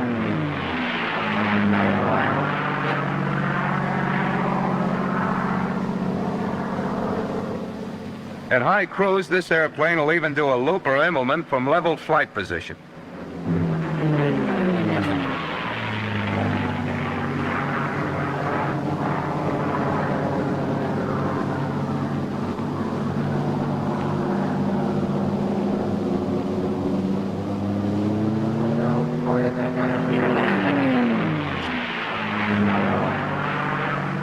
Of course, with the external fuel tanks or bombs installed, acrobatic maneuvers are prohibited.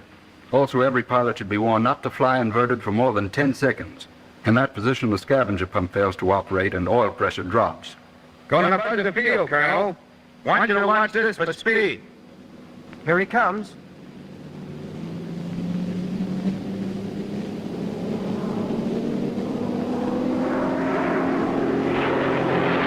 And watch this.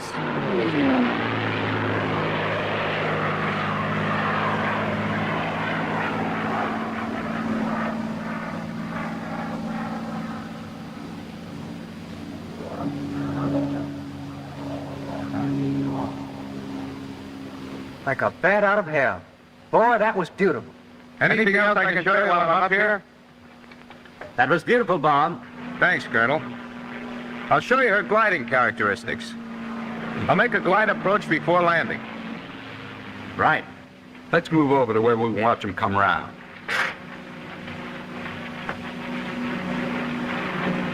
You show your power-off glide first.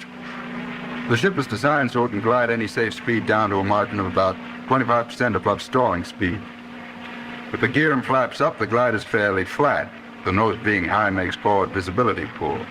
Now, if you lower either the landing gear or the flaps or both, you greatly steepen the gliding angle and increase the rate of descent. Hello, Mines Tower. This is Army 115. Request landing instructions. Over. Hello, Army 115. This is Mines Tower. You clear to land, Bob. Use runway 25. Over. Roger. Out. Making normal pre-landing cockpit check.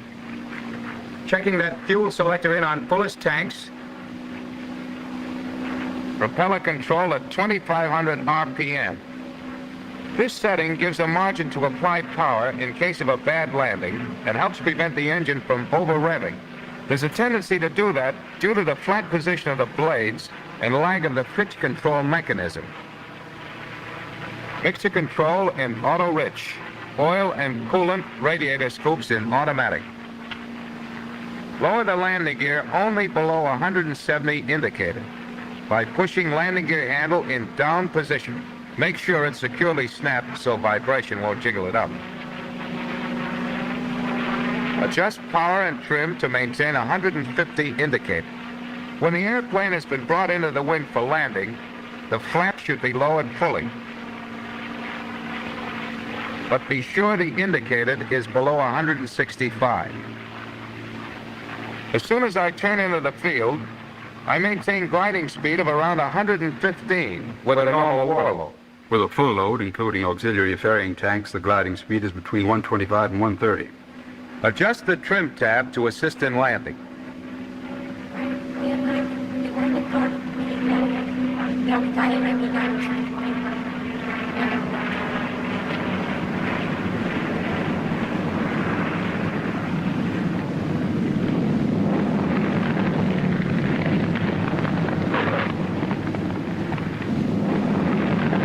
Wow, that's a beautiful landing. You might just as well crosswind. The wide landing gear and the lockable tail wheel make it safe. But as you know, never use more than half flaps. Well, let's go down to the line and talk to Bob. Thank you.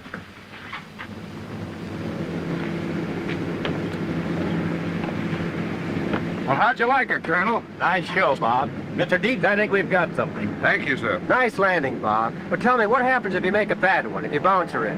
Do you give her the gun and bring her around again, or do you just ease it in? Well, if the attempted landing is badly made so that the wing drops or you get a bad bounce, go around again. But don't slam the throttle open, because if you're too near stalling speed, engine torque will drive you right into the ground. You should ease the power on, get the nose down, and go around again. If at the last moment you decide not to make a landing, ease the throttle open, and when you reach an airspeed of about 110 and an altitude of about 300 feet, raise the flaps by degree, a notch at a time, after raising landing gear. Tell me, what about engine failure during flight? Engine failure during flight. Pull the emergency release handle of the cockpit enclosure so you won't be trapped inside in case it jams on landing. Lean forward when you do, because the hatch might clip you on the ear. Drop your external fuel tanks. And if there's time, lower the flaps. But remember, you've got to do it by hand because your hydraulic pressure is gone. Keep your landing gear retracted and land on the belly of the ship. It's no tea party, but you shouldn't have too much trouble. Oh, one more thing. Get away from the ship as quickly as possible, because the cockpit can get a little warm in case a fire starts. Tell me, how does she behave on scramble takeoffs? Oh, same as any other fighter.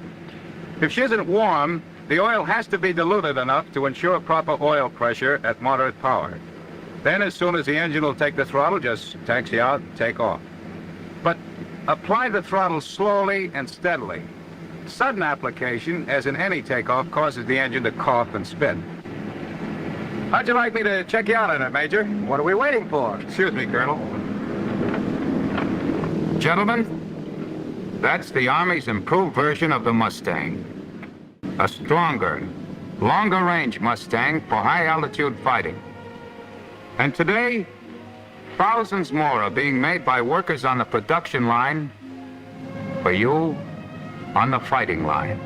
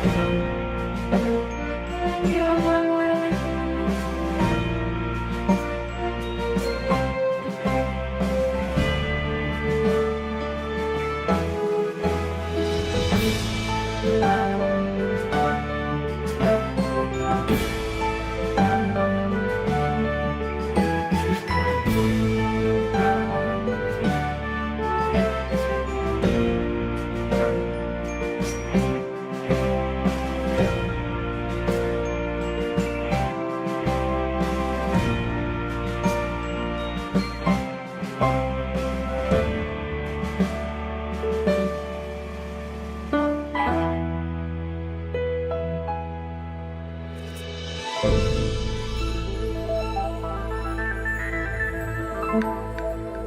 Colonel Bud Anderson, and I'm going to do a, you might say, a walk around on a P-51B Bravo airplane. This particular airplane right here is painted exactly like my airplane was painted in World War II. It's been restored by Jack Roush, and he's done a marvelous job of restoring it.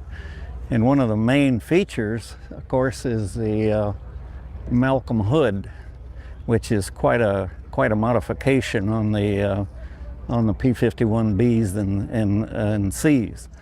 Bs and Cs had what we call a birdcage canopy, and you opened it like this over the top like that, and of course it had slats on the thing, and of course when you're looking out, the damn slat is right there by your eye. And so these were marvelous improvement for a pilot to look around in aerial combat.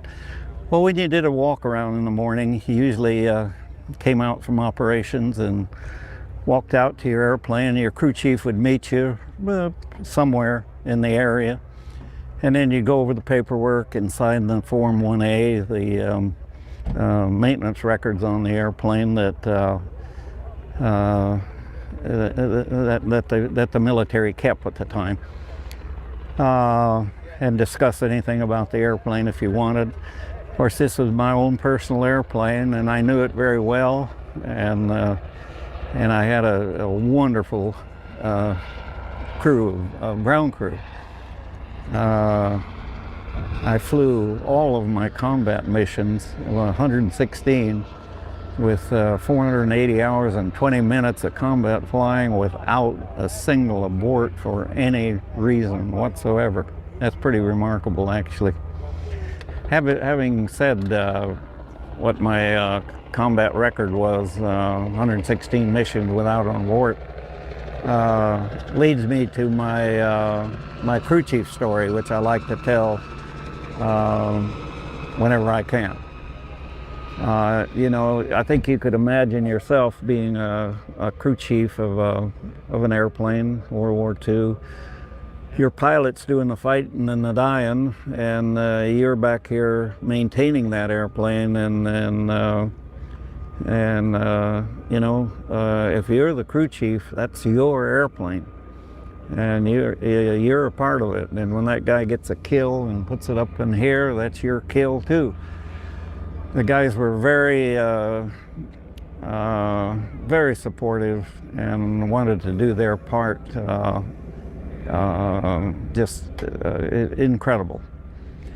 And the story I like to tell, my crew chief story, is about my second tour when I had a P-51 D Dog, the classic model over here, and it was camouflaged in this dark green camo, completely, just about like this airplane here. And it was my second tour, and Otto Heino had been promoted to tech sergeant, and crew chiefs were staff sergeants. So he had a flight of 6 airplanes to oversee, and so he handpicked a new crew chief for me, Mel Schoenemann. And then, of course, the third member of my crew was Leon Zimmerman, who was my armor. All 3 of those guys were my crews during World War II, and also during my P-39 training. So as the story goes, in my second tour, I have the completely camouflaged D, and I think it was in November of 1944. I remember it was snowing over Germany, and snow had hit the night before, and I mean a big time snow, and all of northern Germany and northern Europe was in dense snow. And I looked down. We used to fly in the fingertip 4, a leader and a wingman and a element leader and a wingman. And I looked down against the here's a nice white surface right here, with the flying on 4. And at this point in time, we weren't paying too much attention to the paint schemes. And we had all green ones, we had all silver ones, we had some that were in half camo and half silver. And I'm looking down at this snow, and which one stood out? Well, of course, the dark one stood out. The camouflaged airplane stood out. So I made a mental note to talk to my crew when I got back to after the mission. When I landed, I got them together and I said, you know, it's snowing over there and I'm going to finish my tour in the winter. Whenever this thing is laid up for heavy maintenance, would you please de-paint it, take the camo off of it and make it a silver paint scheme. And I put it to them on a tactical basis that it might save my butt. But frankly, you know, I had another reason. That was one reason, but I kind of thought the all silver airplanes looked a little cooler than the all camoed airplanes. So I told them that, and I thought it would take, you know, 2 or 3 days to do that. And I did tell them, when it's laid up for heavy maintenance, please repaint the airplane. So I went in and I was the operations officer, and I decided that I wanted to fly the next day, put my name on the board, and went home and forgot about it. Next morning after breakfast and getting the briefing, come out, I grabbed my chute in operations and I walked out to my revetment. I'm the closest, my revetment was easy walking distance from operation. I had my parachute over my shoulder and I climb up over the revetment and I'm standing there looking down, and here's my Mustang sitting there in gleaming aluminum. And I was really quite flabbergasted. You know, I thought, wow, did those guys think I gave them a direct order to do that? And then I looked at them closely and I noticed their hands were raw. You know, the skin had been pushed off of them and they'd been rubbing and rubbing, and a little bit of blood on them. And it made me feel really, made me feel like hell. I said, I wonder, did these guys think I gave them a direct order to paint that thing right there? And then I thought about it a little bit, and I thought, no, you know, they wanted to do that. That was their contribution to the war, and they wanted to just please me however they could. And I just can't say enough about the crew chiefs of the world.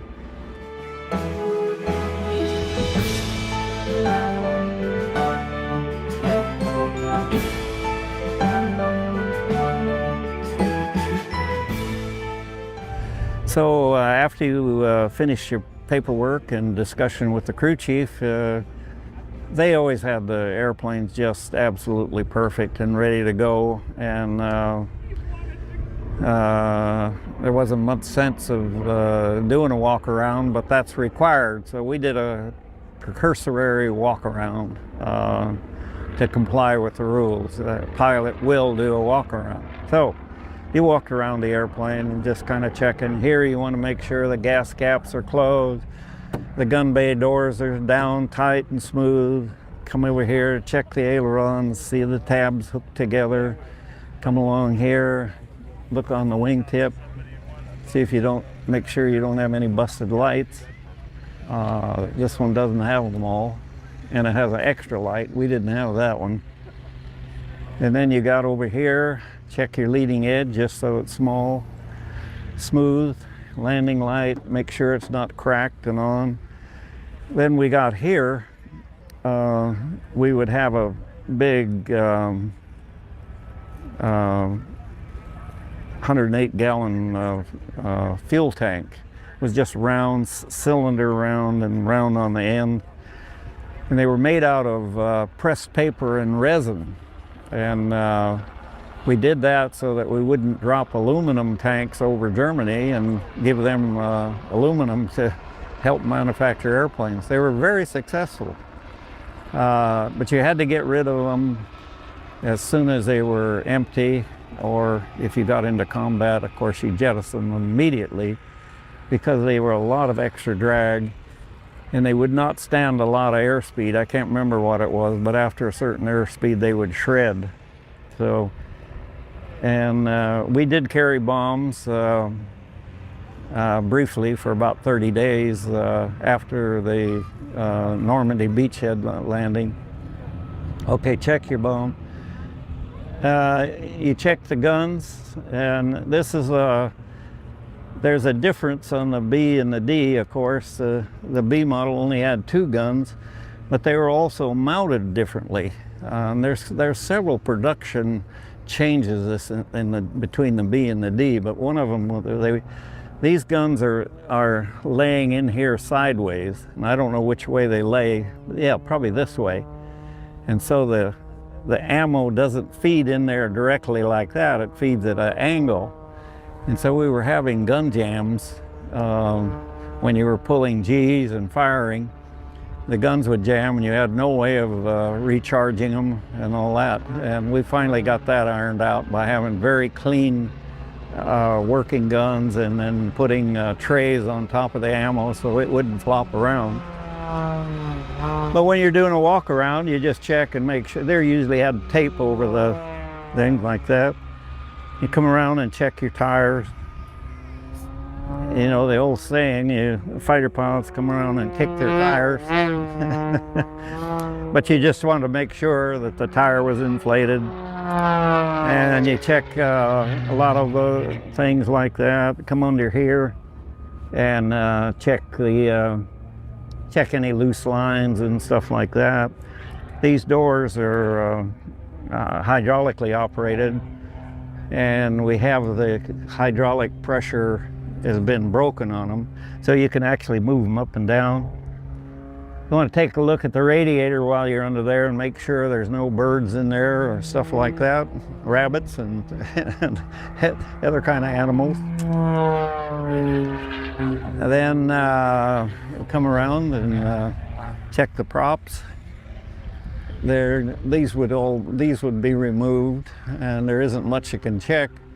You're looking for Zeus's that are not tight, stuff like that. Check the propeller just for a smoothness, and you'd want to be sure that this thing was out. And again, you check your check the main screw, and you come around on this side and do the same. You get in here and you look around for loose lines, anything that doesn't look there. Oh yeah, and on the landing gear, you want to be sure that this thing isn't flat. It has a certain. You want to make sure there's a gap here on the oleo strut, so that it's not down here flat, or it's not stuck way up here, and the airplane would be cocked sideways like that. Not much else you can check, just to make sure, you know, everything's working. Again, the guns, the same thing. Again, on this side, you would check your tank and just make sure it's hooked up properly, and look for any visual reference of a problem. And on this side, if you had a pitot head cover on it, it would be removed. Your crew chief would remove it, but if it wasn't, you want to be sure and take that off, because it will interfere with the airspeed indication properly. Smooth leading edge. Come on out here, same thing.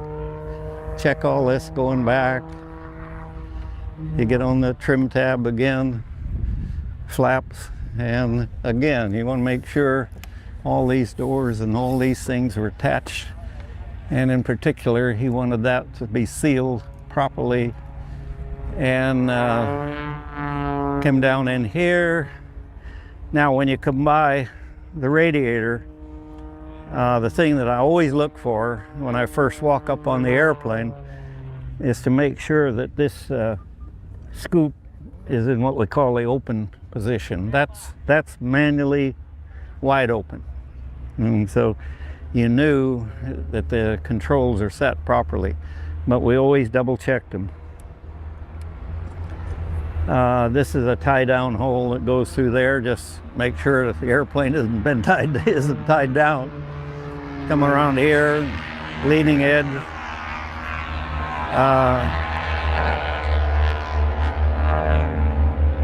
The B models that we had, the Bs and the Cs, did not have this strake on it. They came right down here like that to the wing, and these were a field mod. They came on some of the late production airplanes, but they were added afterwards. Jack had a standard tail and decided to add this ventral to improve the directional flying qualities of the airplane.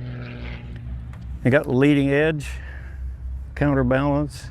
All you're doing is just checking for, see that everything's here. Trim tab, come around here. Here's the rudder tab and the rudder. And then you come around this side, same stuff. Check the wing, back and forth. And then you're back here. You want to just check your tail wheel, make sure it's inflated properly and the doors are unobstructed. And again, here's what we check. Make sure that that thing is wide open.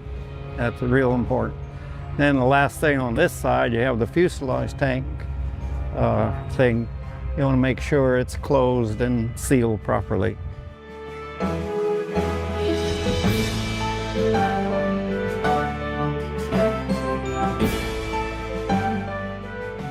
Okay, from this point, you would gather up your parachute. You might even be wearing it, be a back chute.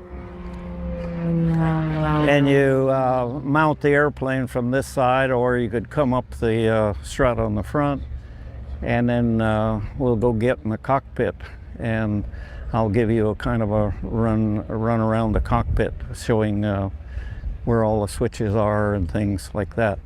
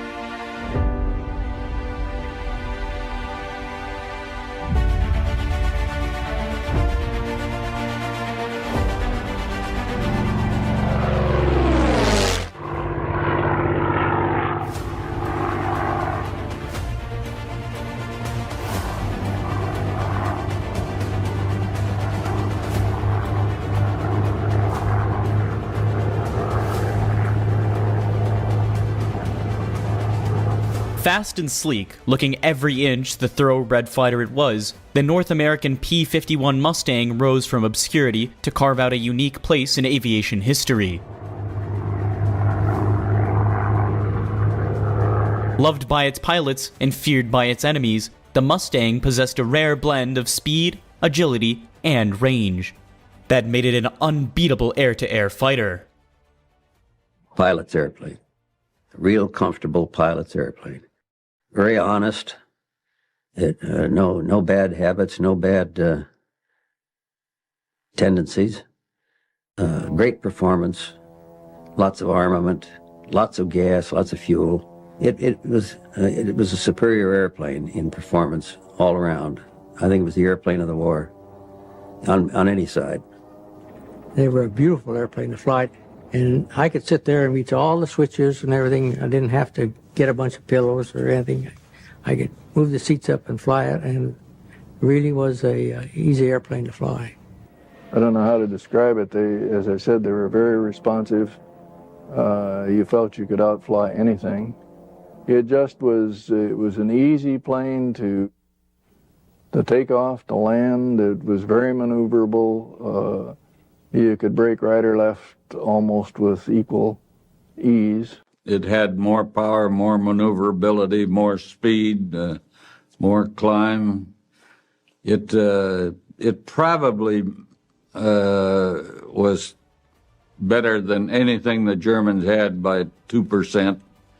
I was in a lot of dogfights where I was very happy with my 2%. When the Mustang appeared in the skies over Europe, the United States Army Air Force pilots finally had the ability to carry the fight to the Luftwaffe over Nazi Germany itself.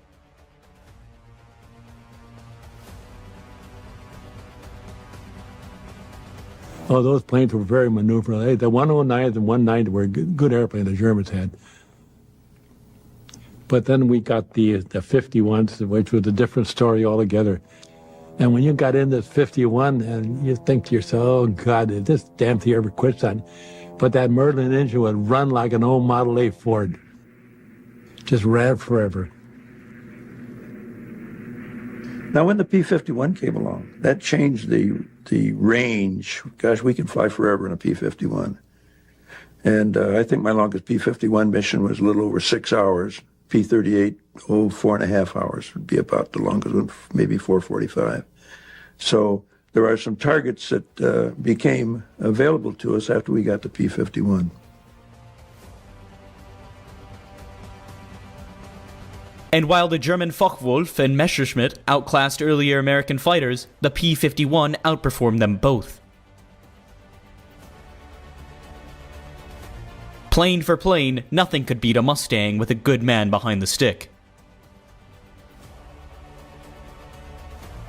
I got behind this guy on a descending course and was gaining on him, and I opened fire, and I had a number of hits on his wings and fuselage, and he immediately broke hard up.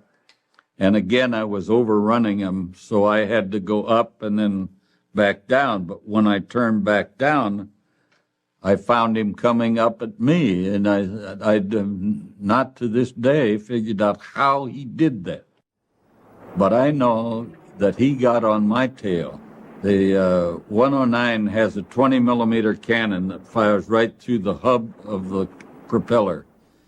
And I went into a Luftberry circle. That's as tight a circle as you can turn. And he was directly behind me, so that my only view of him was to look straight back like this and every time I looked, that 20-millimeter cannon was blinking, and I've got nothing but a thin plexiglass cover over my head. Fortunately, those shells were going just behind my tail.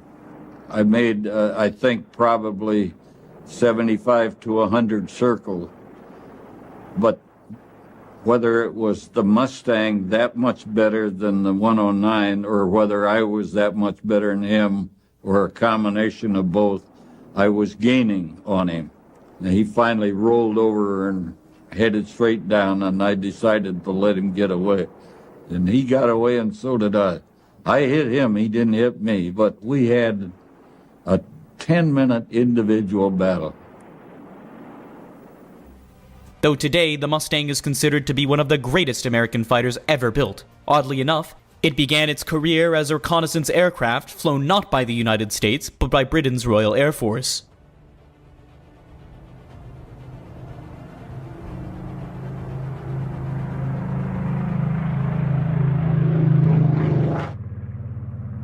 It would take almost 4 years for the Mustang to evolve into a war winner.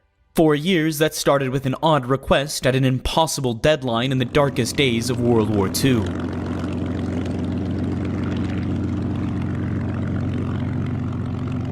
The British were looking to the U.S. aircraft manufacturers to make fighter aircraft for them. They approached North American hoping they would build P-40 Warhawks. North American came back at them with a counter proposal. They would design and build and fly a completely new aircraft within 100 days. At the time in 1940, the British were utterly desperate for anything that could be a combat-ready fighter, so they were going all over the United States looking for anything that they could purchase. When North American made their proposal, the Brits actually snapped at the opportunity. They just went for it because they needed aircraft quickly, and North American was promising delivery of the prototype within 100 days or so, and they were promising an aircraft better than the P-40, and they needed something better than the Tomahawk. And in fact, North American did exactly what they promised. In 117 days, they had the prototype, the P-51 Mustang, which was called the NA-73, constructed. And within 130 days, that prototype flew for the first time. The British initially ordered 600 of the P-51s, and they're very enthusiastic about this aircraft. However, despite that enthusiasm by their British allies, the American aviation authorities are really not interested in the P-51 at all until 2 years later.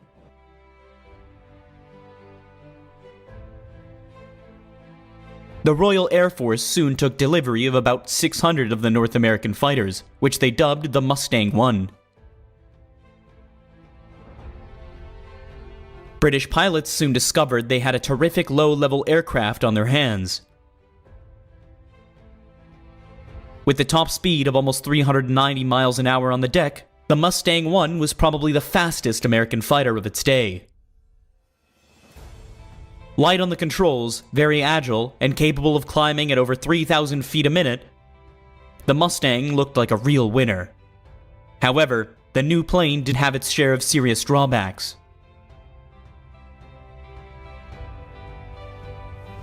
The original Mustangs came out with Allison engines. They were extremely good for low-level work. And that's what the British used them for. Low-level fighter sweeps, tactical recon.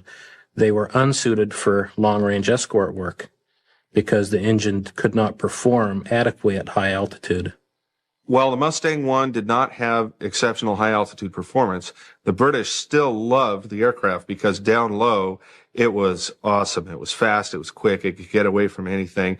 So they used it in a variety of roles, mainly low-altitude TAC recon and armed reconnaissance against ground targets. But sooner or later, they were bound to come into contact with the Luftwaffe, and in August of 1942, the first Mustang kill of the war was scored. And it's kind of an interesting incident because the fellow, Hollis Hills, was a Royal Canadian Air Force pilot who happened to be an American, flying an American aircraft in British service. And he shot down a Focke-Wulf 190. So it was one of those incidents of the war that truly reflected the international character of the Allied war effort. Flying at treetop level and facing scores of light and medium flak batteries on every mission, the brave Mustang pilots pressed on, snapping photos of key installations and shooting up anything on the ground that moved.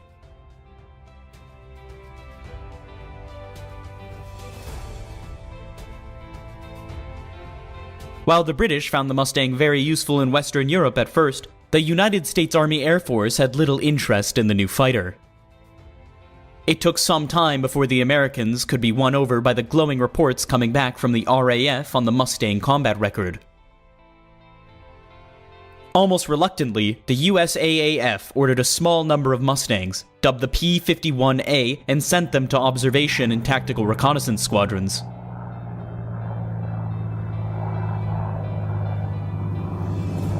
Unfortunately, the Allison engine and its lack of a supercharger continued to limit the plane's high-level performance, a fact not lost upon the American pilots.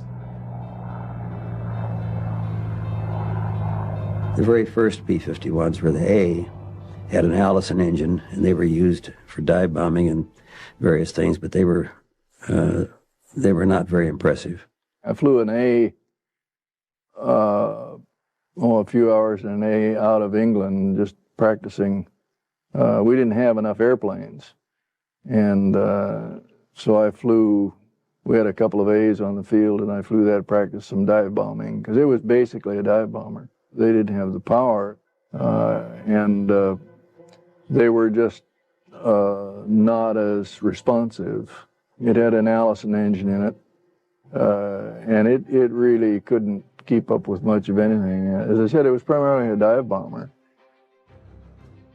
In late 1942, North American, utilizing some of the best features of the P-51A, unveiled a new version of the Mustang designed as a single-seat dive bomber and called it the A-36 Apache. Only a couple hundred A-36s were produced, enough to equip a couple of fighter bomber groups, and those fighter bomber groups ended up serving in the Mediterranean or in Burma. The problem with the A-36 was it couldn't carry a heavy load, especially compared to the P-47, so it didn't last long in service. It was also vulnerable to ground fire, and in steep dives, the pilots had a tendency to torque the tail section and actually do structural damage in steep dives. So it was not particularly effective as a combat dive bomber. But what it did do was deliver ordnance with pinpoint accuracy far above and beyond anything that the other fighter bombers the Army Air Force had at the time.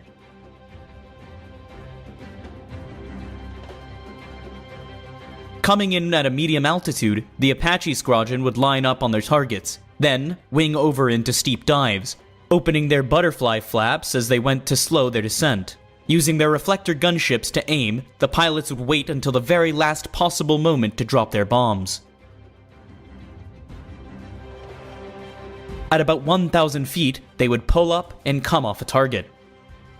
Such hair-raising dives took nerves of steel and excellent marksmanship.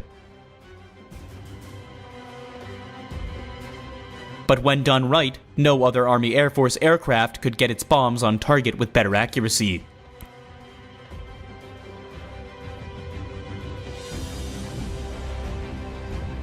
And since it had derived from a fighter, the A-36 could find its way out of trouble. In fact, Apache pilots scored many air-to-air victories, and at least one even became an ace. While the A-36 enjoyed limited success, dive bombing never really gained acceptance in an Army Air Force dominated by strategic bombing advocates. After serving about a year, the dive bomber groups were all re-equipped and given fighters. In the A-36, the Mustang had reached an evolutionary dead end. But just when it looked like it would barely be a footnote to the European air campaign, a few inventive minds rescued North American's design and gave it a new lease on life.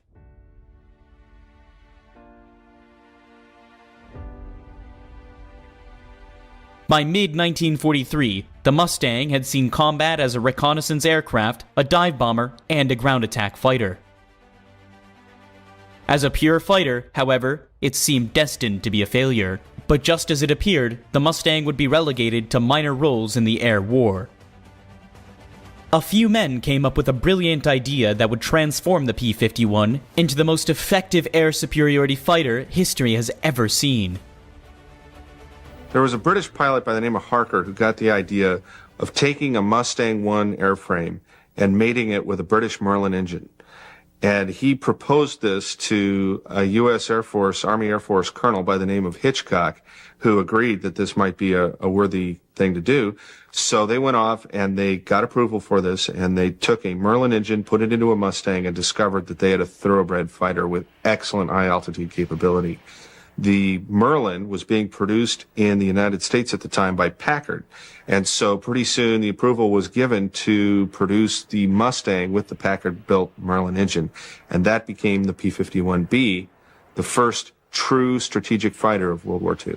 The British engine that Packard built was extremely reliable. It was a great engine, lots of power, and altitude performance. Had a two-stage, two-speed supercharger that let it get to high altitude.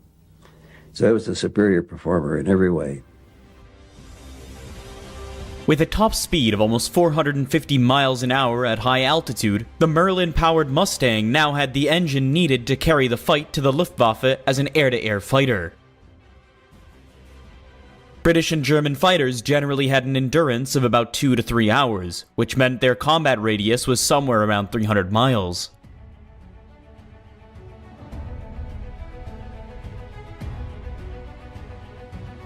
With additional long-range drop tanks, the Mustang soon proved they could fly for up to 8 hours. That meant the P-51 could range over the farthest reaches of Nazi Germany and still return back to their bases.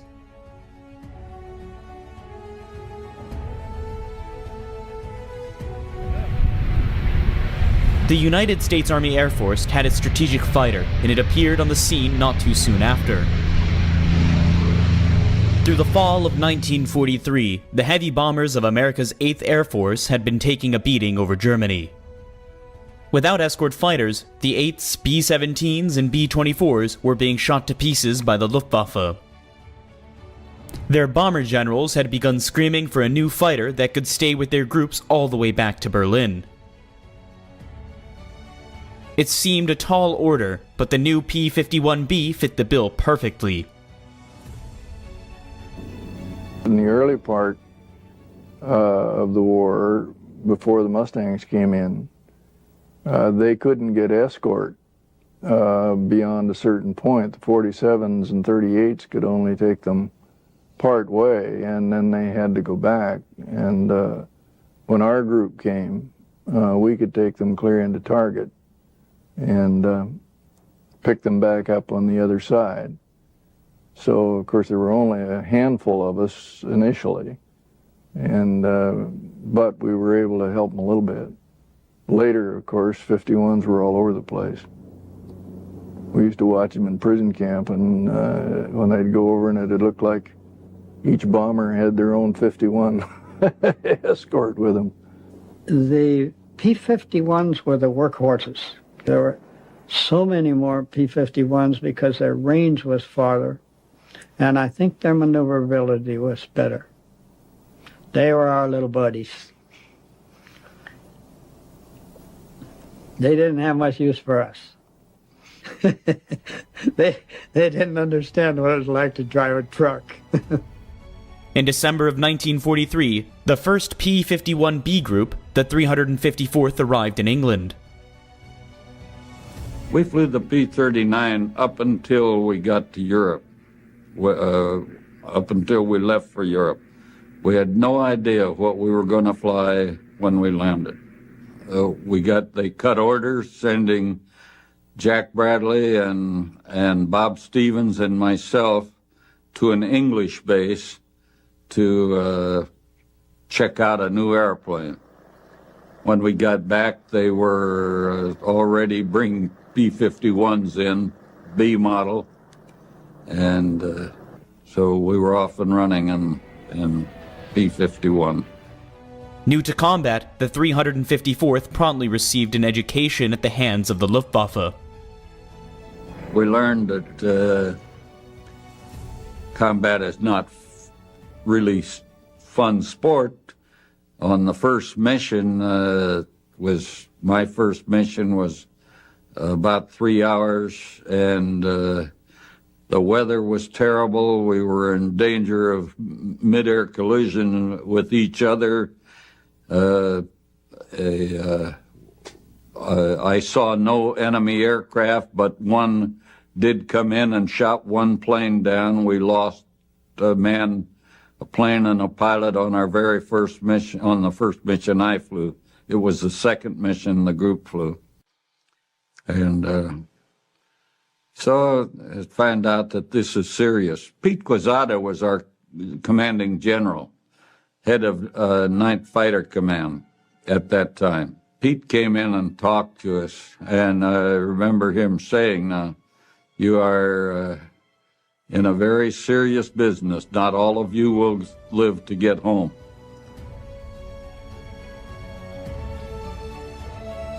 With their new weapon, however, the Pioneer Mustangs did not take long to score. On December 13th, 1943, a pilot from the group's 355th Fighter Squadron shot down an Me-110 over Kiel, Germany. It would be the first of 700 kills, but the price of victory was high.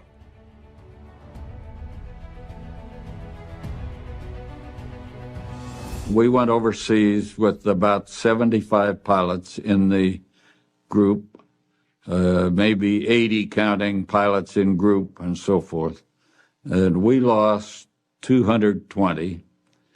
And you got to stop to think that we're the #1 scoring group in the war, that we had more victories per loss than any other group, and yet we lose over double our numbers in the 2.5 years we were in combat, 2 years we were in combat.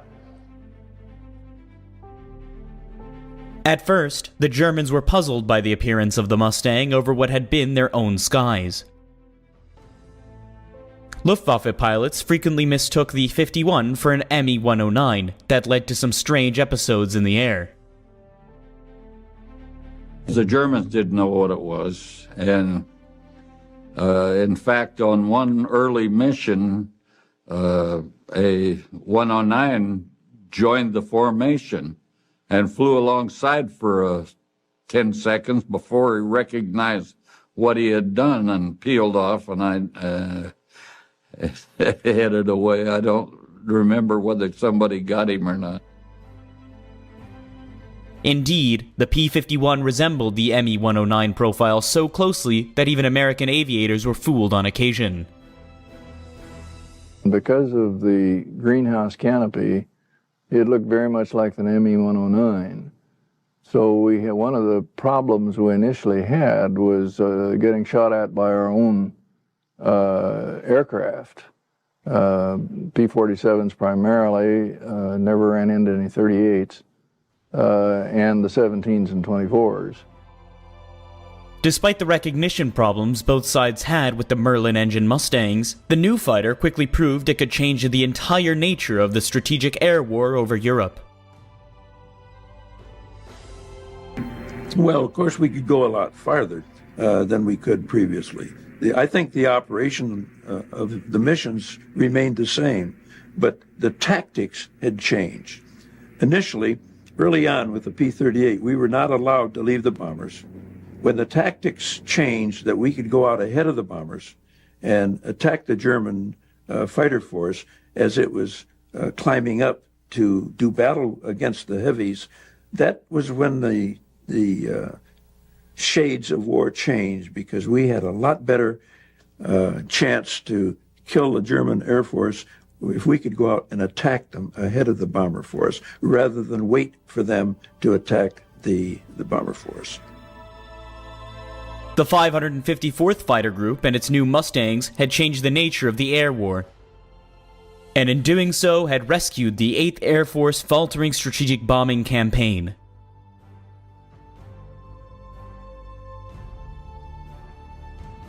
Now it became absolutely essential to get as many P-51s to England as possible. Only then could the Luftwaffe be driven from Europe's skies.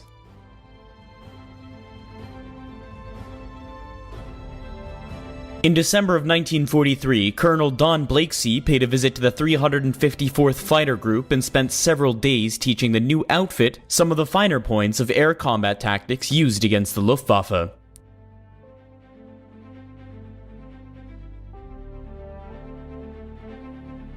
He led our mission 3 times, and he obviously liked what he found with the P-51, because he went back and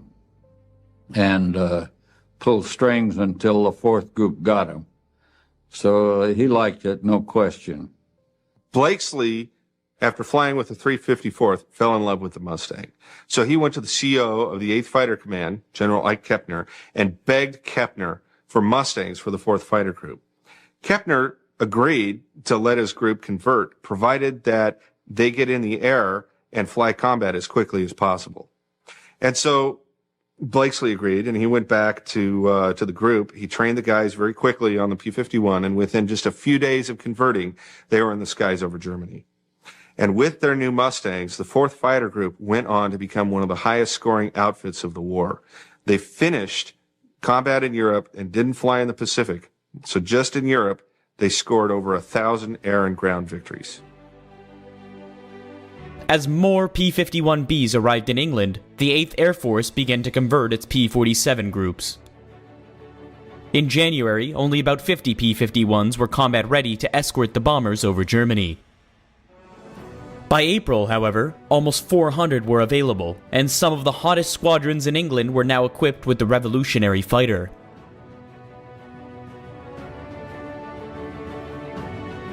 As the number of Mustangs in Europe increased, the Luftwaffe's losses skyrocketed.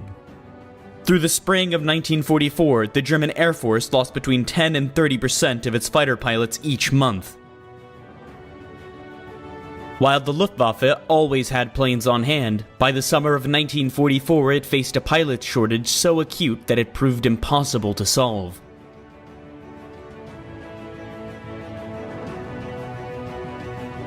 Though the Mustang was winning the war in the air, the P-51B model did have a number of bugs that took time to be ironed out. Some of these defects could be disastrous in combat. We had initially a problem with gun feed. You're in a high-speed turn and pull up to so many Gs and it would stop your guns from firing. And the wing was so narrow that you couldn't stand the machine guns upright in the wing. They had to be over at about a 45-degree angle. And consequently, the belt, when it came over with the shells, every once in a while, as it came over that hump, they'd jam. And so it wasn't at all unusual to fire off a few bursts and have all your guns jammed. In fact, a couple of mechanics in our group devised the system which would keep it feeding no matter how many Gs you put on. In the early summer of 1944, most of the issues with the P-51B had been solved.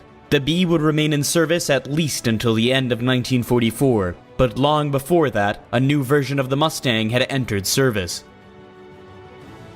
Dubbed the P-51D, it would soon earn a reputation as the ultimate Mustang variant.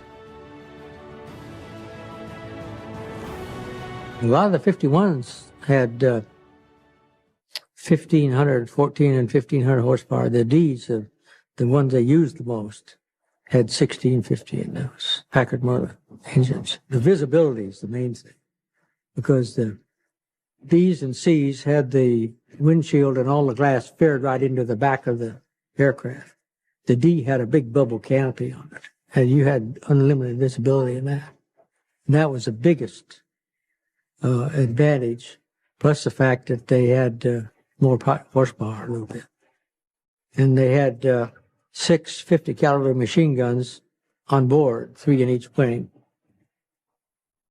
And they had different drop bomb shackles and stuff on them. I shot the 6 several times just to make sure that we knew what was going to happen, because they'd slow you down 50 miles an hour the minute you start firing.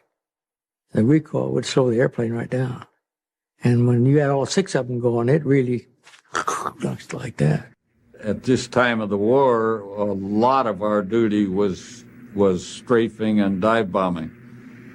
And with our new Ds, we went out on a dive bombing mission, and we had, in the 3 missions we flew that day, I think we had 8 planes that peeled the wings off on the dive. And the extra gun in each wing had weakened the wings so that right in the middle of your dive, a wing would peel back. Not a terrible place to be. You got a bomb you're riding down, and even if you jump, you're going to be in the middle of the explosion. And we got back, they grounded the P-51.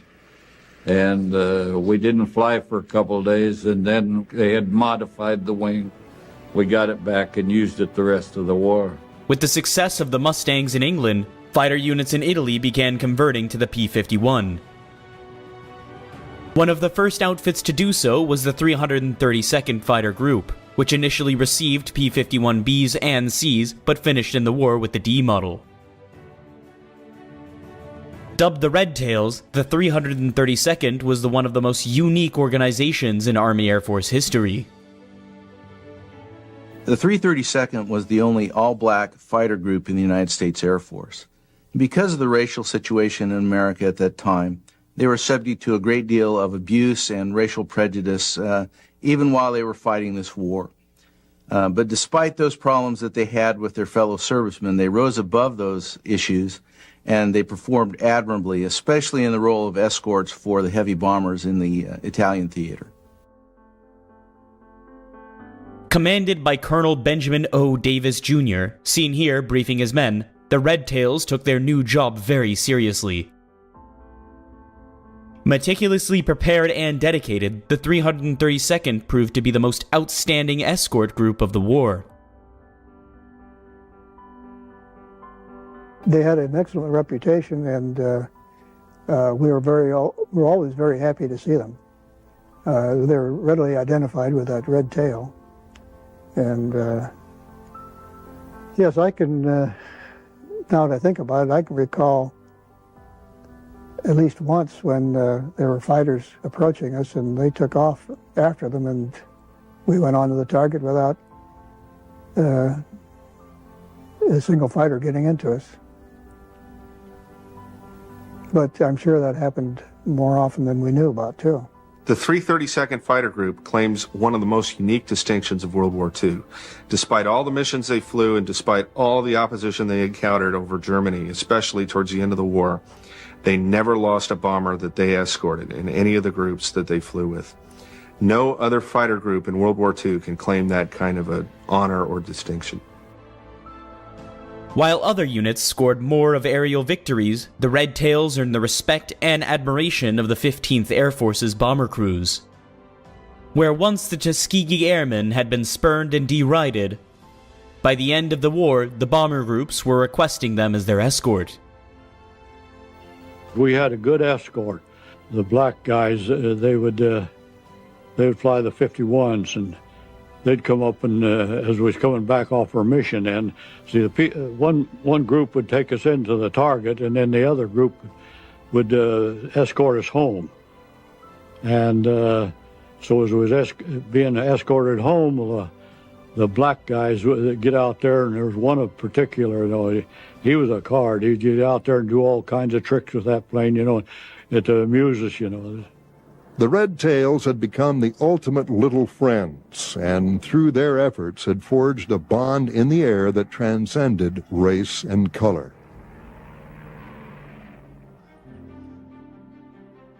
Meanwhile, as the groups such as the Pioneer Mustangs and the Red Tails battled the Luftwaffe, the P-51 was poised to bring the war home to another enemy, the Japanese. Soon, the Mustangs would control the skies over Tokyo itself, ensuring Japan's total and irreversible defeat.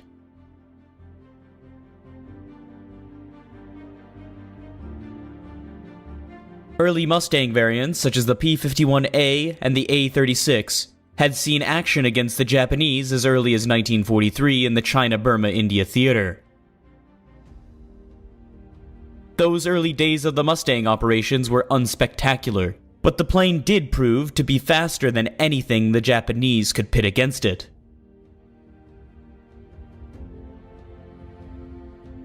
Most frequently, however, the early Mustangs were called upon to deliver ground strikes, strafing targets in Burma and China.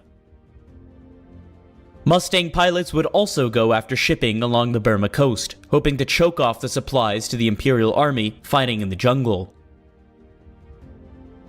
It was not until the capture of Iwo Jima that the Mustang truly came into its own in the Pacific. We had a whole bunch of Army P-51 Mustangs. That's the reason we took down, spent all that blood, was to provide a staging base for the P-51s to escort the B-29s on their raids against Japan. The 29s were all out of Saipan and Tinian, where we had just come from, 700 miles south, and the 51s would pick them up or meet them as they come over Saipan or over Iwo on the way to Tokyo, and escort them to Tokyo and back, which was 1,500 miles up and back to Iwo. These fighter escort missions, taking the B-29s to Japan from Iwo Jima, took anywhere from 7 to 8 hours to complete. And even though the P-51 was an excellent airplane to fly, the strain on the legs and lower backs of these pilots for flying for that length of time caused many of them to be cramped up when they returned from these missions, to the point where they had to be assisted out of their airplanes by the ground crews. And so to do this day after day over and over again took a great deal of courage and stamina on the parts of these pilots. First missions we flew were bomber escort, and once we got there and flying up and down the bomber line, we could pick out targets on the ground. We'd go down and nothing definite at first. And later on, we had definite targets, like at Sugi Air Base was one of our first targets. And the B-29s would take us up there specifically to make this run on this air base. They'd wait for us offshore. We'd go in, hit the aircraft and installations on these air bases in Japan. B-29s on this type of mission were just escorting us. There are navigational planes, and they'd stay about 20,000 feet offshore, and we always gave them a high cover. At least 4 P-51s stay above them, protecting them, waiting for us to get off the target and come back. On one occasion, after we'd finished working over this target, we homed in on the B-29, sending us the signal, the locator where we could find him. As we approached it, we could see the Japanese starting to make passes on our B-29, which gave us a little bit of worry because he was our ticket back home. And fortunately, the high cover prevented this, and they shot down the attacking Japanese before we got there.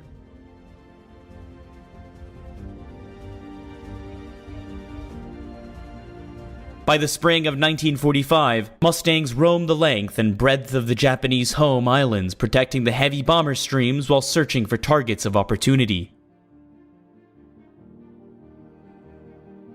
Japan's interceptor force was soon driven from the skies. It so happened on this mission over Japan, we were flying in high cover for the B-29s. We were up around 25,000 feet, and suddenly I lost power, and the manifold pressure dropped way back, and I thought I had serious engine problems. I sweated out for a little while, and I called my wingman, so I'm going to have to go down.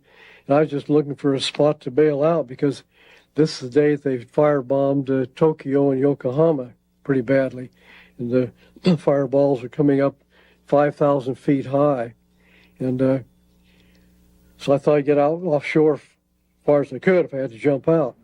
As I was descending, trying to get my engine running again, we noticed several Tojos below us and climbing towards the B-29s. And I was directly behind one Tojo, so I just closed in as fast as I could and opened fire. And the debris started flying off, and my wingman shot one on the left side there. So I still was concerned about my engine, but I forgot it during the combat. And I didn't realize till I got well off the target, the engine was running pretty well again. With little fuel available and even fewer experienced pilots, Japan's air defenses collapsed. Yes, there was quite a difference in the Japanese pilots near the end of the war. In fact, I think the group we ran into, the Tojos, I think it was just a big training group, because they were just flying as no evasive attempt or anything on their part. And we just closed in on them and just like shooting ducks. If I had had a better engine, I probably would have stayed longer in that group. But there's several of them were shot down by the other P-51 pilots. By the summer of 1945, the Iwo-based Mustangs had gained total control of the skies over Japan. Without fear of interception, the P-51s went down the deck and searched for targets of opportunity. Nothing was safe from their murderous 50 cals.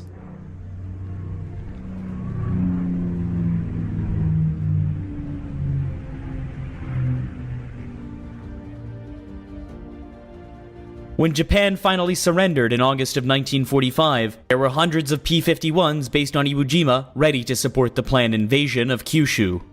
Fortunately, the surrender made that operation unnecessary.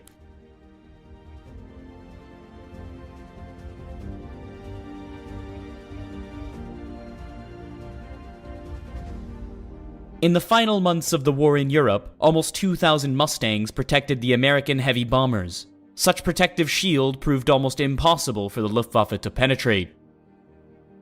Bomber losses plummeted and Germany's cities and industries were systematically devastated by the American strategic bombing campaign. With the fighters knocking down every German plane they saw in the sky and the bombers pulverizing Germany's war industry on the ground, the Allied forces were virtually unopposed in the air. Flak and small arms fire, however, still posed a great threat, especially to the liquid-cooled engine of the Mustang. We were out on a search and destroy mission. I found 6 German trucks on the road, went in strafing and set 4 of them on fire on the first pass and pulled up. I had not seen any return fire, so I went back to get the other 2. And when I went back the second time, I find myself going across a open field with 100 German soldiers on their knees with rifles firing at us. And probably they came from the trucks we'd burned. And a P-51 will not take a lot of punishment. If you lose your coolant, you're done. So, and I lost my coolant. I got up to 8,000 feet, and the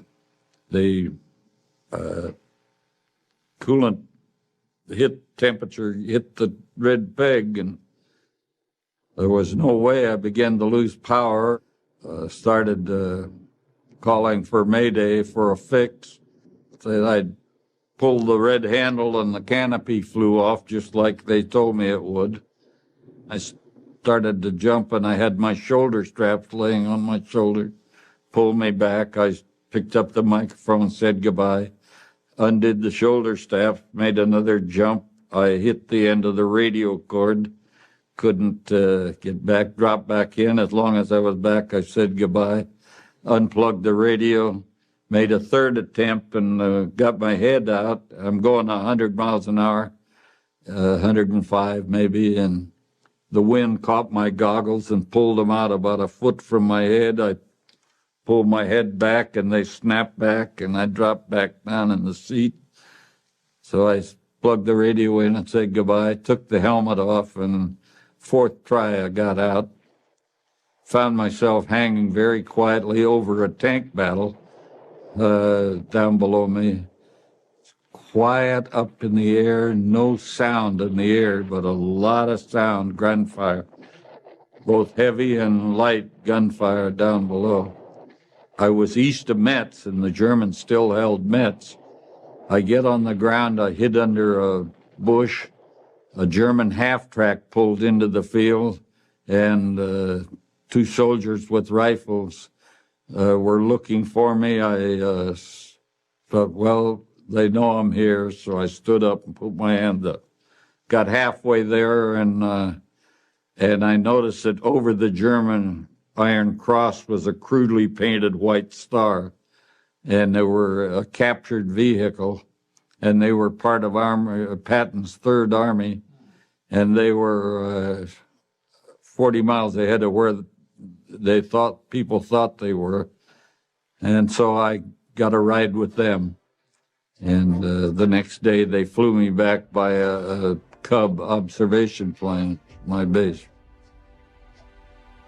Even though the liquid-cooled engine was a drawback when the 51s were used to hit ground targets, the Mustang was still considered to be the best mass-produced fighter of the war, and some would argue of all time.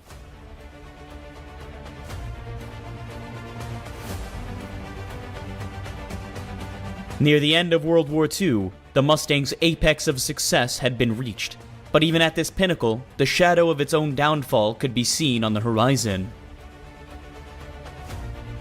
With the advent of the Messerschmitt 262, the first operational jet fighter, the Germans had really dealt the death blow to the piston engine fighter design. And while the Messerschmitt 262 really represented the future, the pilots flying the older designs, the Mustangs, really figured out in the final days of the war how best to fight their aircraft against this new technological marvel. And so on many occasions, the Mustang pilots actually came out on top, despite the Messerschmitt 262's amazing speed. On this particular day, in April 45, I was on a search and destroy mission. I was at 12,000 feet with 4 planes. I spotted movement down below me, and I recognized the silhouette of a Messerschmitt 262 jet, and I had 10,000 feet altitude. He was at 2. So I rolled over. I was determined he wasn't going to get away from me, so I beat Chuck Yeager through the sound barrier. I thought the airplane was coming apart. I went into what's called compressibility, lost complete control of the aircraft. It felt like the control stick had become unhooked. It was all over the cockpit and nothing happened. And, as I'm going down to lower altitude, the thicker the air got, the more I began to feel something on the stick. I prayed for it to be there, and I began to ease out, and I came out, and would you believe the 262 was right square in front of me. I don't think I moved 2 degrees before I started shooting. And I shot a piece of one wing off and shot the left jet on, set the left jet on fire. And I was overrunning him, so I pulled off and was going to come back. But by the time I pulled off, he was going straight up. P-51s won't go straight up very long.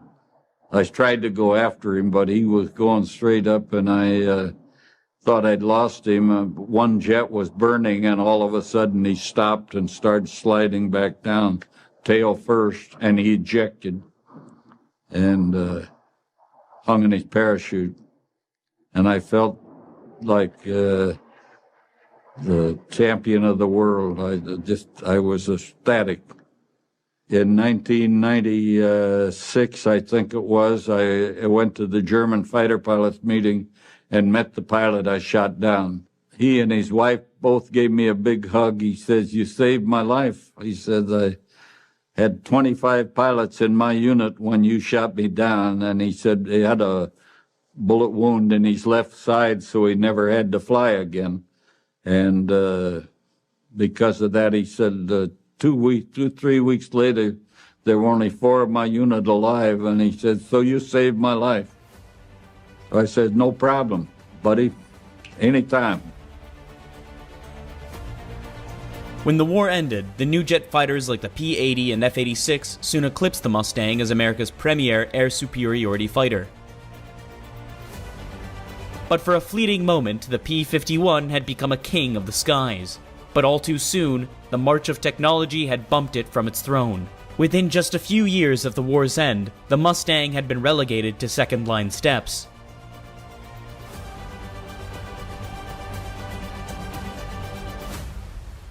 Altogether, about 15,000 P-51s had been built, but thousands were scrapped wholesale in the months following the end of the war.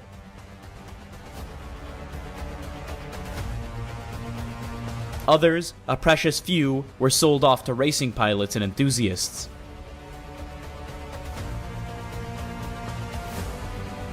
During the first year of the Korean War, the Mustang reclaimed a bit of its lost glory as it was pressed back into service as a ground attack aircraft. But with its vulnerable liquid-cooled engine, the P-51 was replaced as quickly as possible with a more modern jet aircraft.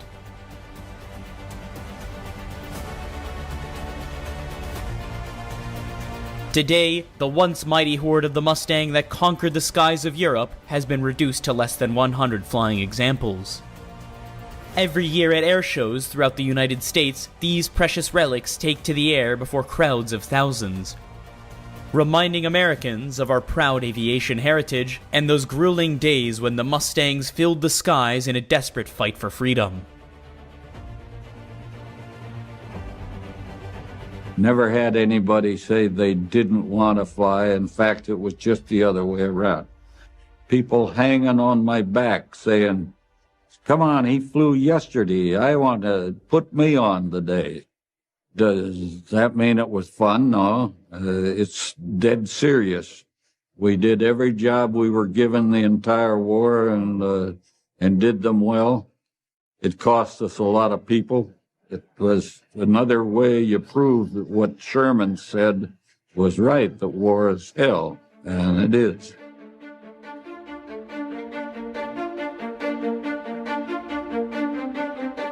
If you enjoyed this video, please remember to like and subscribe. And as always, thank you for watching.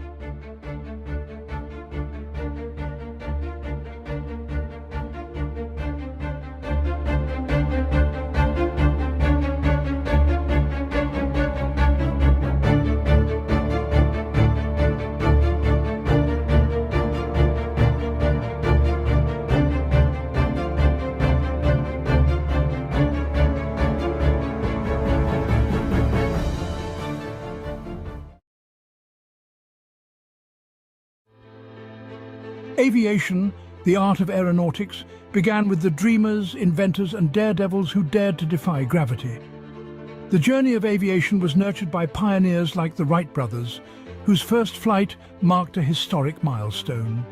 The role of aircrafts in world wars was groundbreaking, dramatically changing warfare strategies. This initiated a technological evolution in aviation, transforming the simplistic wings of a biplane into the thunderous roar of jet engines. Let's journey through the ages of aviation. Behind every great aircraft, there were great minds. These visionaries, like Sir Frank Whittle, the innovator of the turbojet engine, redefined air travel. Then there's Skunkworks Kelly Johnson, the genius behind the SR-71 Blackbird.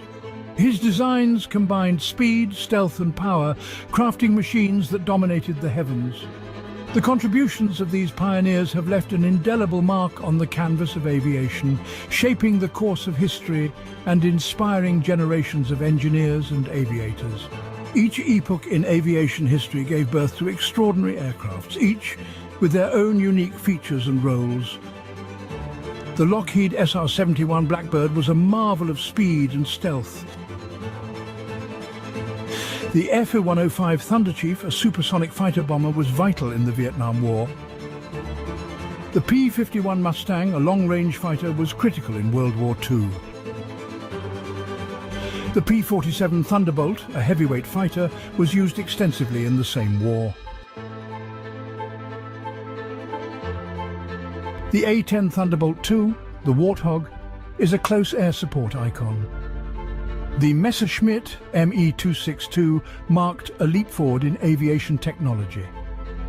Each of these game changers were instrumental in their eras, and their legacies still resonate today. Beyond the game changers, there are those that have transcended their practical roles to become icons. The Concorde was not just an aircraft, it was a supersonic symbol of luxury and speed. The B-52 Stratofortress, a strategic bomber, is an icon of power and resilience. These magnificent machines and others like them have become much more than just aircrafts. They are enduring icons that encapsulate the audacious spirit, the relentless innovation, and the boundless ambition that define the world of aviation.